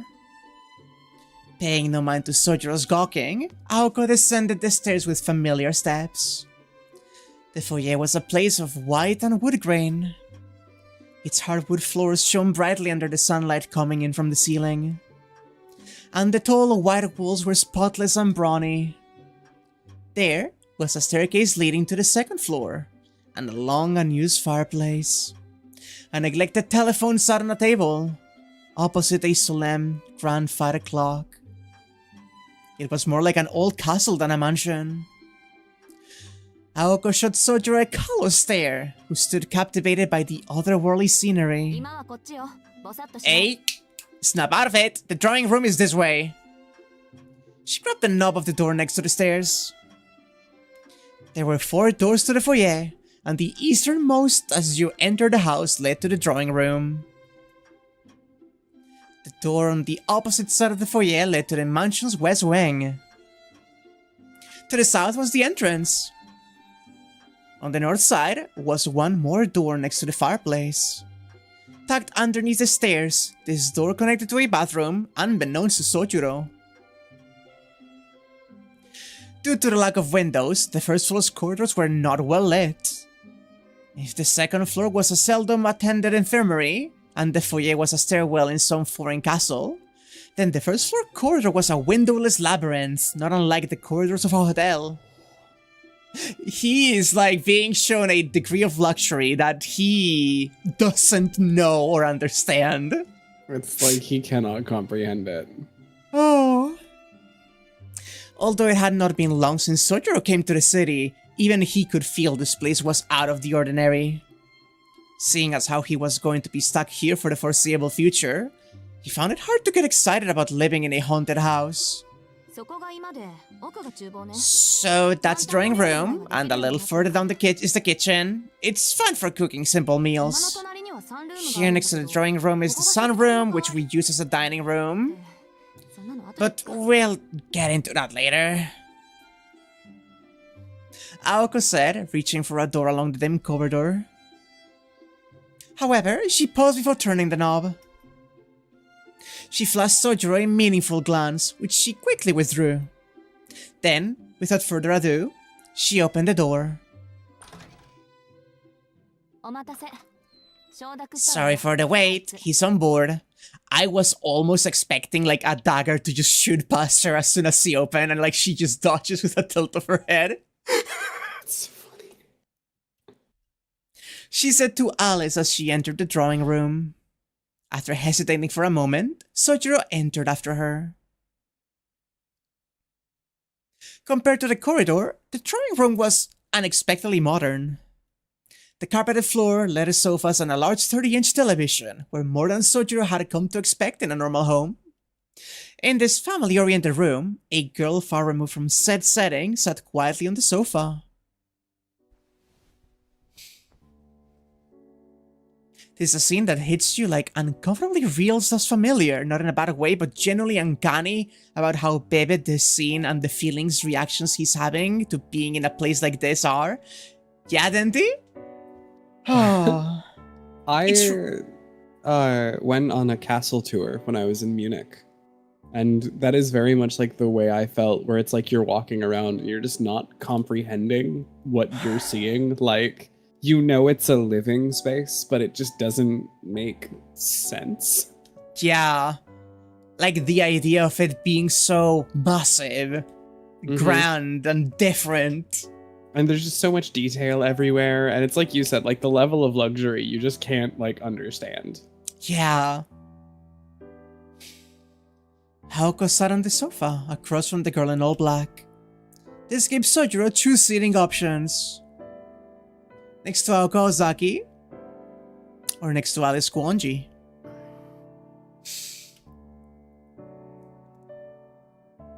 After about 2 seconds of deliberation, he decided to stand by the wall as neither option appealed. Aoko and Alice were facing each other across a coffee table. The clean, perfectly level table somehow added to the austere atmosphere. Austere. Thank you. And since he agreed, you shouldn't have any objections, right, Alice? Alice gave one deep nod in response to her non-question.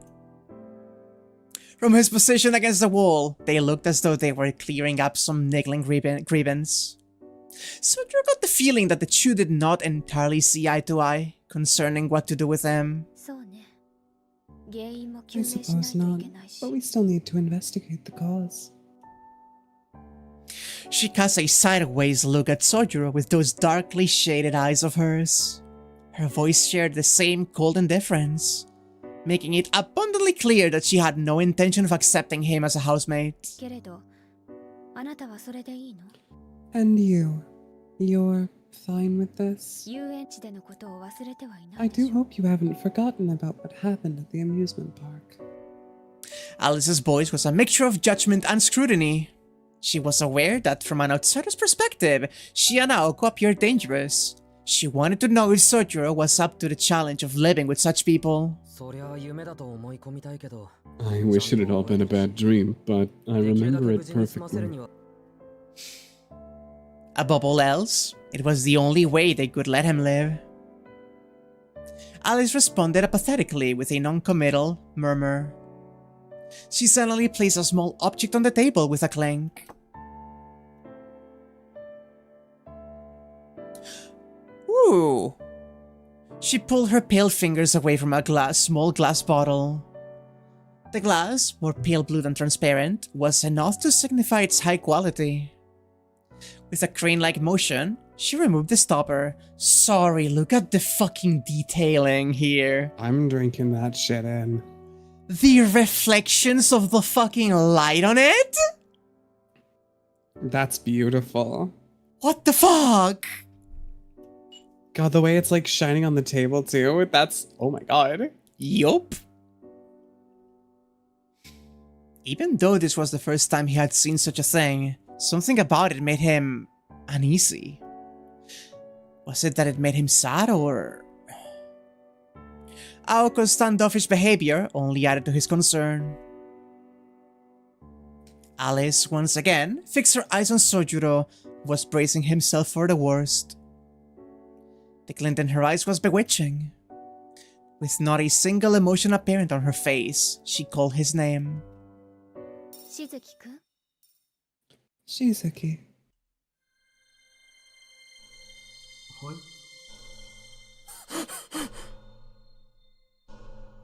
Huh? The moment he responded to her whispered call, his surroundings began to transform.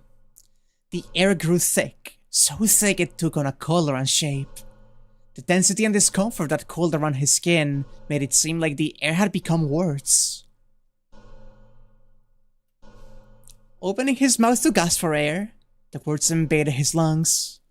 Instinctively, he covered his mouth with his right hand and clutched his chest with his left, both hands appearing clear as mud. Even the thickest of mountain fogs never sees his senses like this. If he had to come up with an analogy, no words would quite describe it, but it was like he was standing in the pages of a newspaper. The first sense to adjust to his new sensation was his hearing. Then his breathing stabilized, yet the feeling of suffocation remained. There was nothing restraining him that he could see, but he felt an intense claustrophobia. Before he even felt the shock at the sudden change, he reached out in an attempt to find an escape. But his outstretched hands found only emptiness. It seemed contradictory that a place with no walls and a wide view could feel so cramped. Spirited away in a dense fog. Back in the mountains, such superstitions never seemed real to him, until now. And then, he finally noticed. A surprise to beat all surprises. The drawing room had not changed into another world at all. He knew this for certain, because he could still see the room he was just in through the fog.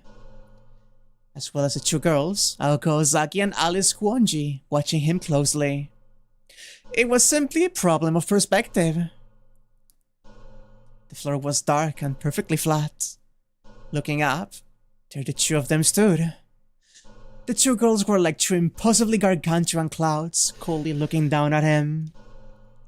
Remembering the structure of the room and layout of the furniture. Sorry, I'm just having a really good time right now. And the layout of the furniture. Sojuro's unsurpassed candor finally grasped his predicament. The parade at the amusement park had nothing on this. Somehow, he was inside the glass bottle that Alice Kuonji produced only moments ago. That was unexpected. Marveling at Alice's wickedness, Aoko glanced at the small bottle on the table. It's the same as 2 nights ago, only this time he's awake. Why do we keep doing this to him? Because it's funny. Listen, Yeah? I feel like I needed this today.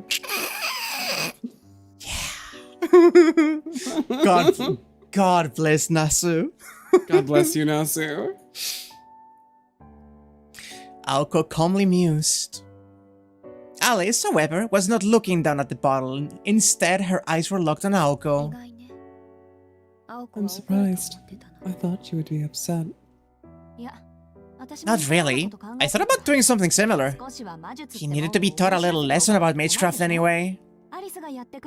You're saving me the trouble. To tell the truth, I'm not even mad. Though, this is pretty hardcore even for me. Aoko did not take her eyes off the bottle as she spoke.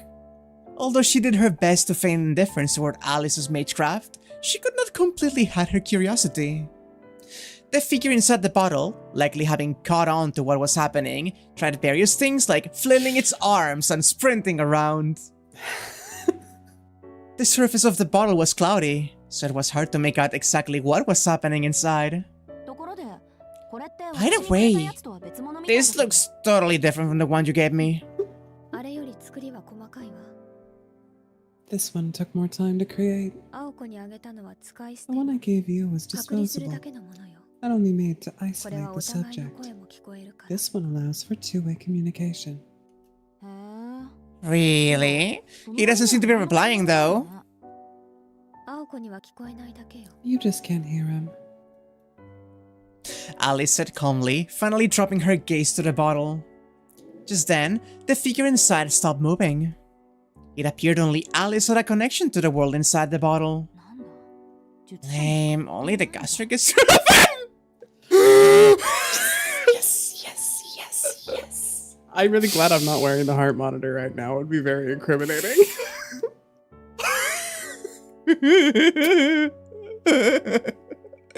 Dude. Aoko sighed, losing interest. Ignoring Aoko, Alice opened her mouth as if to speak to someone not altogether there.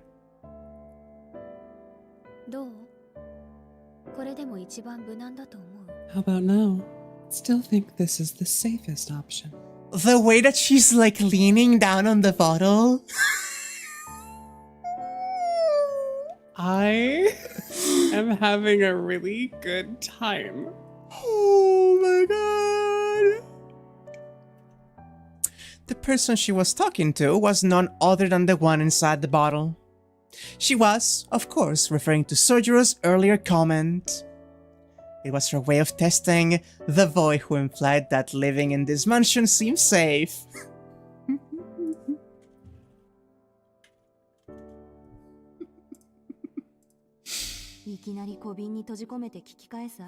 Suddenly trapping him in a bottle and interrogating him is pretty ruthless, but even more worrisome is her attachment to this mansion. Then again, considering Aoko had invited this witness to a house of mirrors for a fight to the death, she was in no position to criticize. She could make sure Alice did not let her emotions get the best of her, but for now, she was content to observe as a bystander.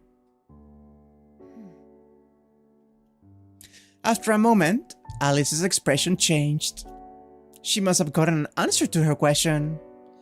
Without any way to tell what the situation was inside the bottle, Aoko had no idea what the answer was, however. Only that Alice's face was the one she had made when the boy she was talking to said what she wanted to hear. I suppose I'm not one to talk, but... For an instant, she glanced at Aoko. Slightly shaking her head, she reached for the small bottle. This Shizuki is a strange one. She said his name with what seemed like a forlorn frown. As soon as she removed the stopper, the air in the room quivered. The boy, who had been casting a shadow on the wall until a minute ago, now leaned against it for support again. Aoko turned around to face Sojiro right behind her, resting her elbow over the back of the sofa. How do you feel? What does it look like? Messed up. Sojiro answered him with unusual hostility. Me when I make the boy I have a crush on go through fetishes he isn't into. Aoko was reminded of his strange behavior, as she was sure that he could be scared or shocked, not angry. If I hadn't already seen something similar in a dream, my heart probably would have stopped. I'm lucky it didn't. What I can't believe is why you felt the need to use magecraft on me. You could have just said it was scary and left it at that. Plus, I could hear the threatening things you said, Ozaki. Oh. My sincerest apologies. But it is true that I wanted you to feel it for yourself. At least now you'll take magecraft seriously, won't you, Sojuro? As much as he hated to admit it, she was right. Though, it was not that he had taken magecraft lightly, but merely that he couldn't understand it. I still don't really get it though, even after that experience. Compared to the crazy stuff I've seen you do, Aozaki, whatever the heck just happened to me was hardly unbelievable. What? Of course not! Alice and I are totally different. I already told you, even in our world, her magecraft is considered over the top and unspeakably horrible. How rude. When it comes to which of us is more of a threat to human life, I think you're far more dangerous than me. And that's besides the point. I'm starting to harbor doubts about you even wanting to kill him in the first place. You must have been pretty soft on him for him to say he believes that he is safe here. Well, of course I wanted to kill him. I don't know what he's told you, but you've got it all twisted. This guy doesn't realize he's in danger until he gets burned. And even then, he probably thinks, well, at least I'm still alive, and whistle all the way home. Isn't that right, Sojuro? Huh? He had no idea why she was suddenly shouting, but he nodded anyway just to be safe. The drawing room had become awfully noisy. What a fucking comedy routine these are. Oh my god. I love this so much, dude. Alice sat watching the two at a complete loss. This, like, three-way dynamic is insane, actually.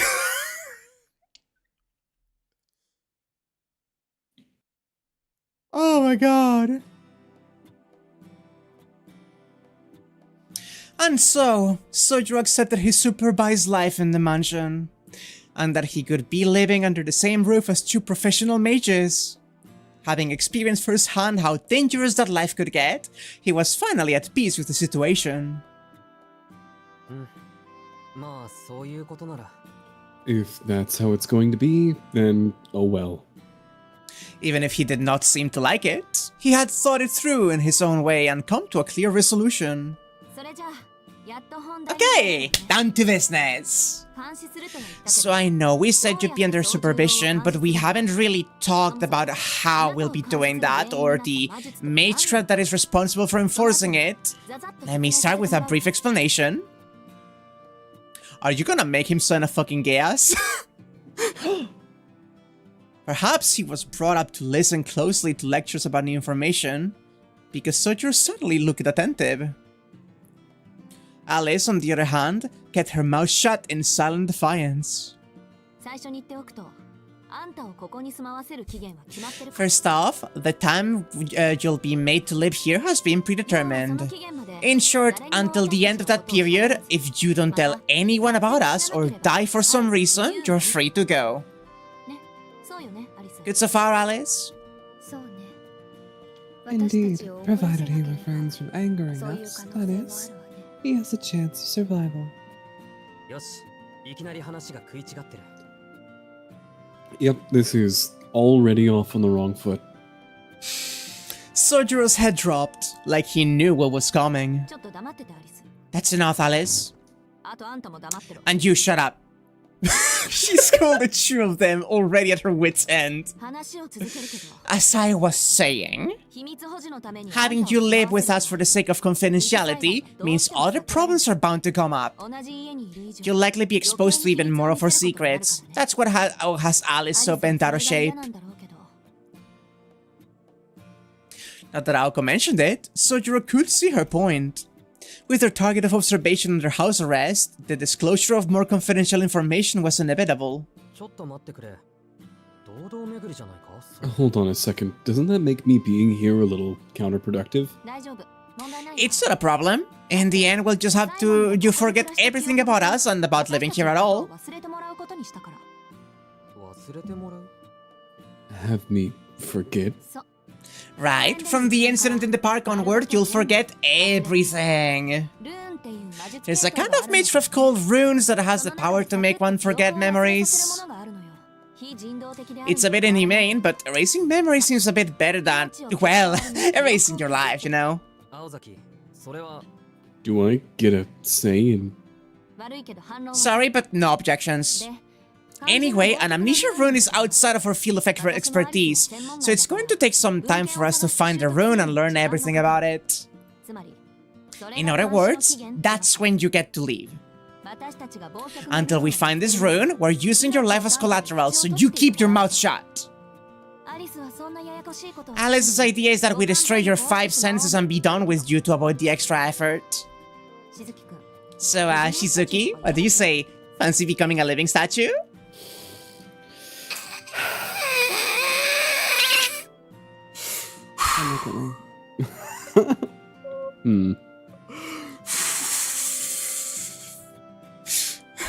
This game is really teaching me a lot about you too. Really, really is it now? These games have taught us quite a bit about ourselves, too.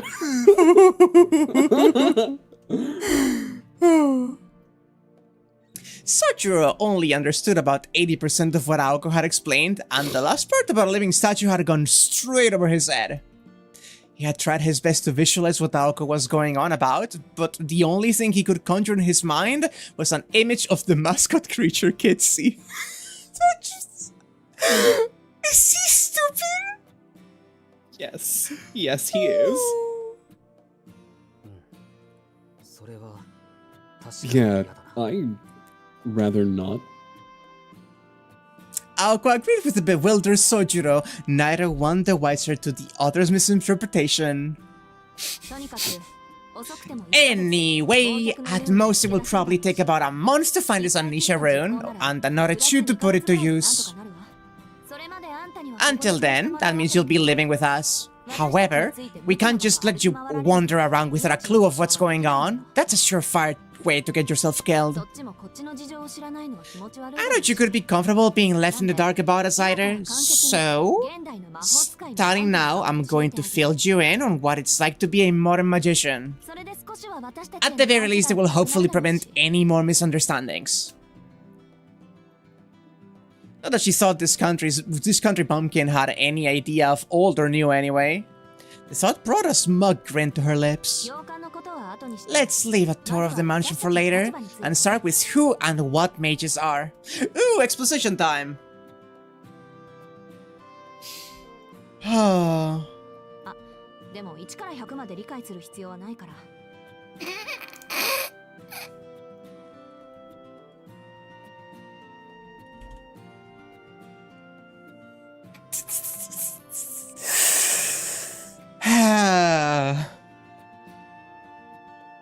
Also, don't worry, you don't need to understand everything right away.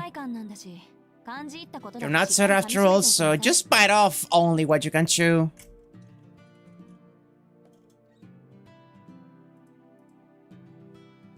Sojiro nodded obediently to Aoko's professional instructions. This was Aoko's way of telling him not to ask questions when he did not understand something. And though Sojiro had taken issue with her statement, he meekly obeyed, knowing better than to object now.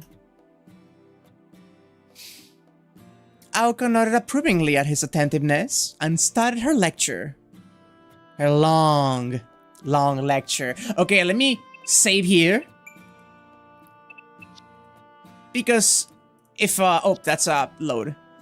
if the next thing I see here is Aoko actually going into the lecture. Oh yeah, no. Okay, yeah, no. This is going to be the exposition dump. I think it could be better to leave that for next time then. Because I know that can go long. I am unfortunately a little bit low on time today. Why am I talking in my low register? That's what I want to know. Oh. Either way, yeah, we're back, and I actually have a schedule now, so we can make these more often. Yay! God. Oh. I got really bad news about disliking Aoko. I don't think she's going anywhere. She might be the protagonist of the visual novel. She might be the protagonist. God, I love the fucking circuits that Aoko has so much. It's literally so cool.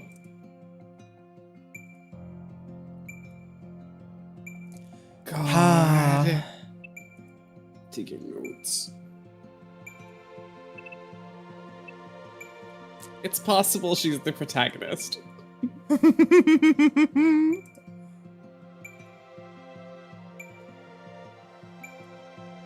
She sucks so bad. She sucks. I love her. Rin tried to kill Shiro a lot. Exactly. And to be fair, Rin also sucks. God. God. I'm still thinking about the magic circles ejecting bullet casings, dog. Oh yeah, baby. That's never not gonna be the sickest thing I've ever seen. Oh my god, with Robin. Ooh. This is such a gorgeous image. God, the color work on that one's insane. I kind of want to set that as like my computer wallpaper. That's so pretty. Oh. The Nasu ideal is a timid male wife and a scary murder femme husband. You're right. Oh god. Oh, she is sitting on the moon. Oh god. There's all of the fucking things. Horrible.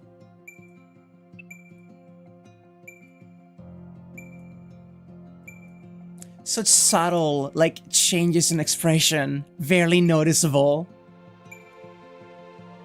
It's just like an angle of the eyebrows. Ah. Yeah. The dragon coaster. This one is so fucking pretty. I know, it's so good.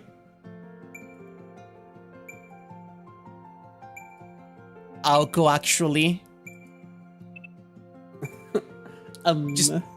Just balloon. There's just like separate sprites for the balloons if you want them. Oh yeah, the magic. Oh, the like magic circles. Oh, can you send me these actually? I kind of need these for reference. Oh yeah, oh yeah, oh yeah, oh yeah. The dragon coaster kind of aura farmed and did nothing. Yeah. I was I thinking love that. about that when we saw it. Like, I'm glad it was there, but... Okay, sending you the funny... God. Thanks, Queen Bean. Oh, I'm sending you also the... Just the little, like, frames of the electricity, like, pouring through. The way they, like, compress in and then charge up. Like, come on, that's so cool, girl. Just, like, add the extra glow added for the next one. Oh, that's actually really good for, like, animation purposes. The one frame of, like, the line. Oh, there it is. Yeah.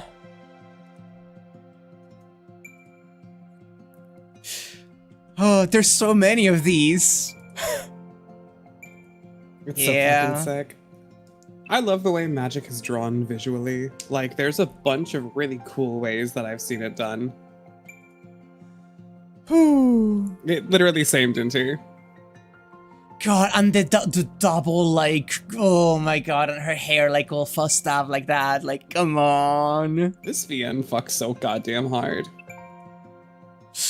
That is, like, a wallpaper.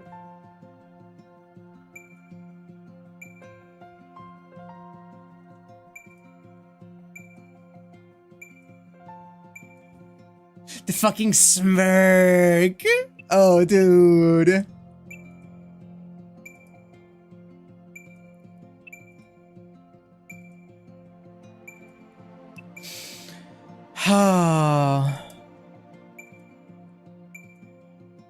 Like, it's so lavishly and beautifully, like, drawn. Everything about it, dude. Like, every single one. The way it receives the beam and it sprouts, like, the extra prongs to redirect the fucking energy. Like, come on! There's so much thought given into how it flows, and I really, really like it. Oh, man. And she's so fucking cool, dude. Oh, hello, little red fucking Riding Hood.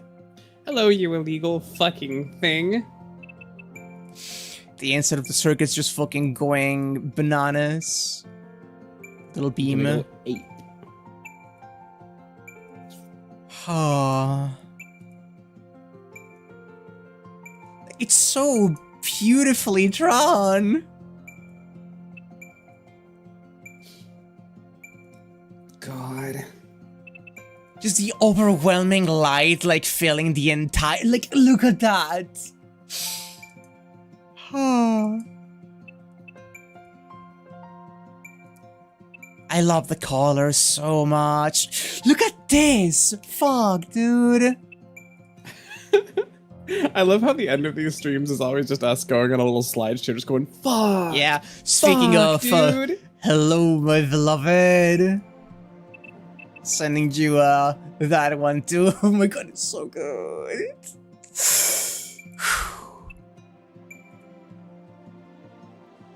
It's literally so beautiful. I was like, I can't make out anything on this screen. The stream zoomed in all the way at some point. Oh no! Because you can zoom in on Discord streams at some point. No! Ig. It's... Ig. Ig. God, the Robogore is going crazy. Listen, as a robot, right? I'm just kind of feeling it. Oh, and this one, like, full size for this one is really good. Every frame of painting, baby. Look at the blur, like, distance, focal distance changing between the two. We saw firsthand today how effective that is. This one is so funny.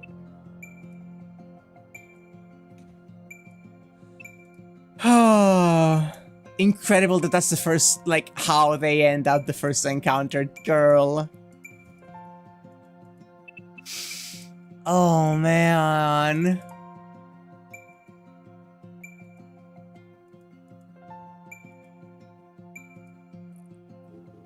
Oh, I can't wait to see more.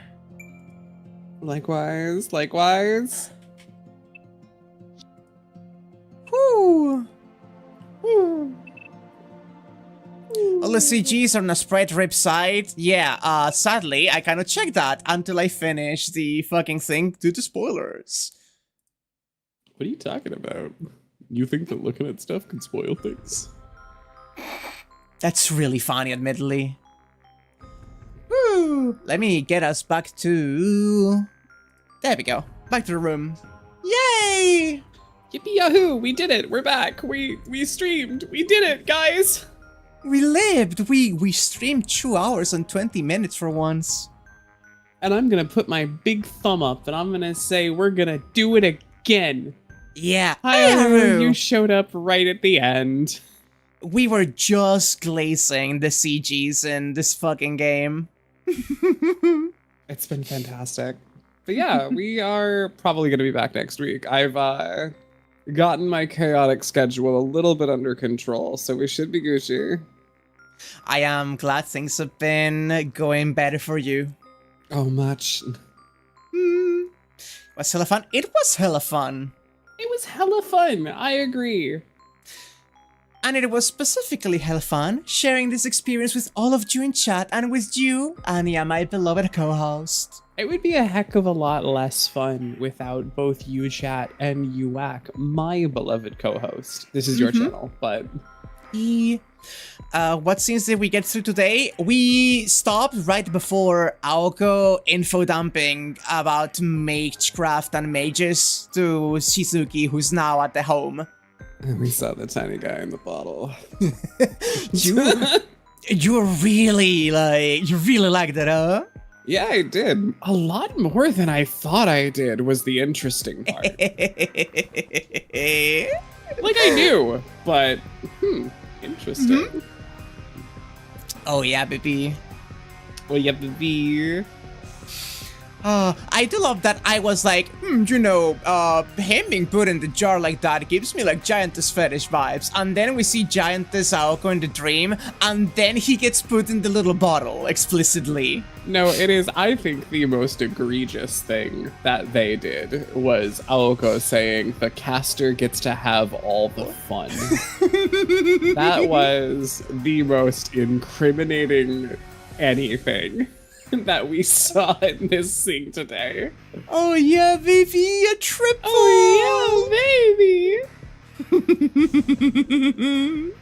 Oh baby, a triple! Oh, but this was delightful, and you should be going, I believe, right? I can I was about to say I can stay, but that was gonna be a lie. I was gonna use it to lead into a bit, and then I don't know why I was gonna say that. Okay, you can stay, but I do need to go myself, so I can leave the stream running for you if you want it, you know? Yeah, sure. Give me your audience. This is my stream now. I will send you on Discord my stream key, and you can just nab my channel. You're getting fucking fired. Saku's hiring me. No, wait. I'm here to. Please. Hey. Surprise, bitch, you're being replaced by AI. No, this is my job, please. I love my job, please, you cannot do this to me.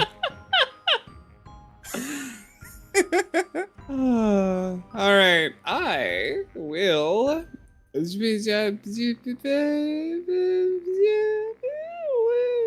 What am I? Fucking. I'm gonna go. Yeah. Bye. Bye, hon. Loved you.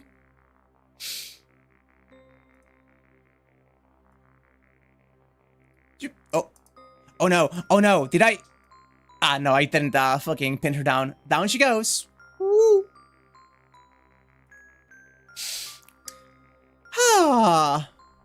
This means Anya gets to play Lobotomy Corporation. Oh boy. Good night, everybody. Thank you for being here. Let me get the ending music and just say my usual spiel, but thank you so much for being here. Sunday, we'll finish AI to some new files. Speaking of AI, Wednesday, LobCorp, and more of this next Friday. It's been a delight doing this with you every week, or every week we can at the very least, and I can't wait to keep going.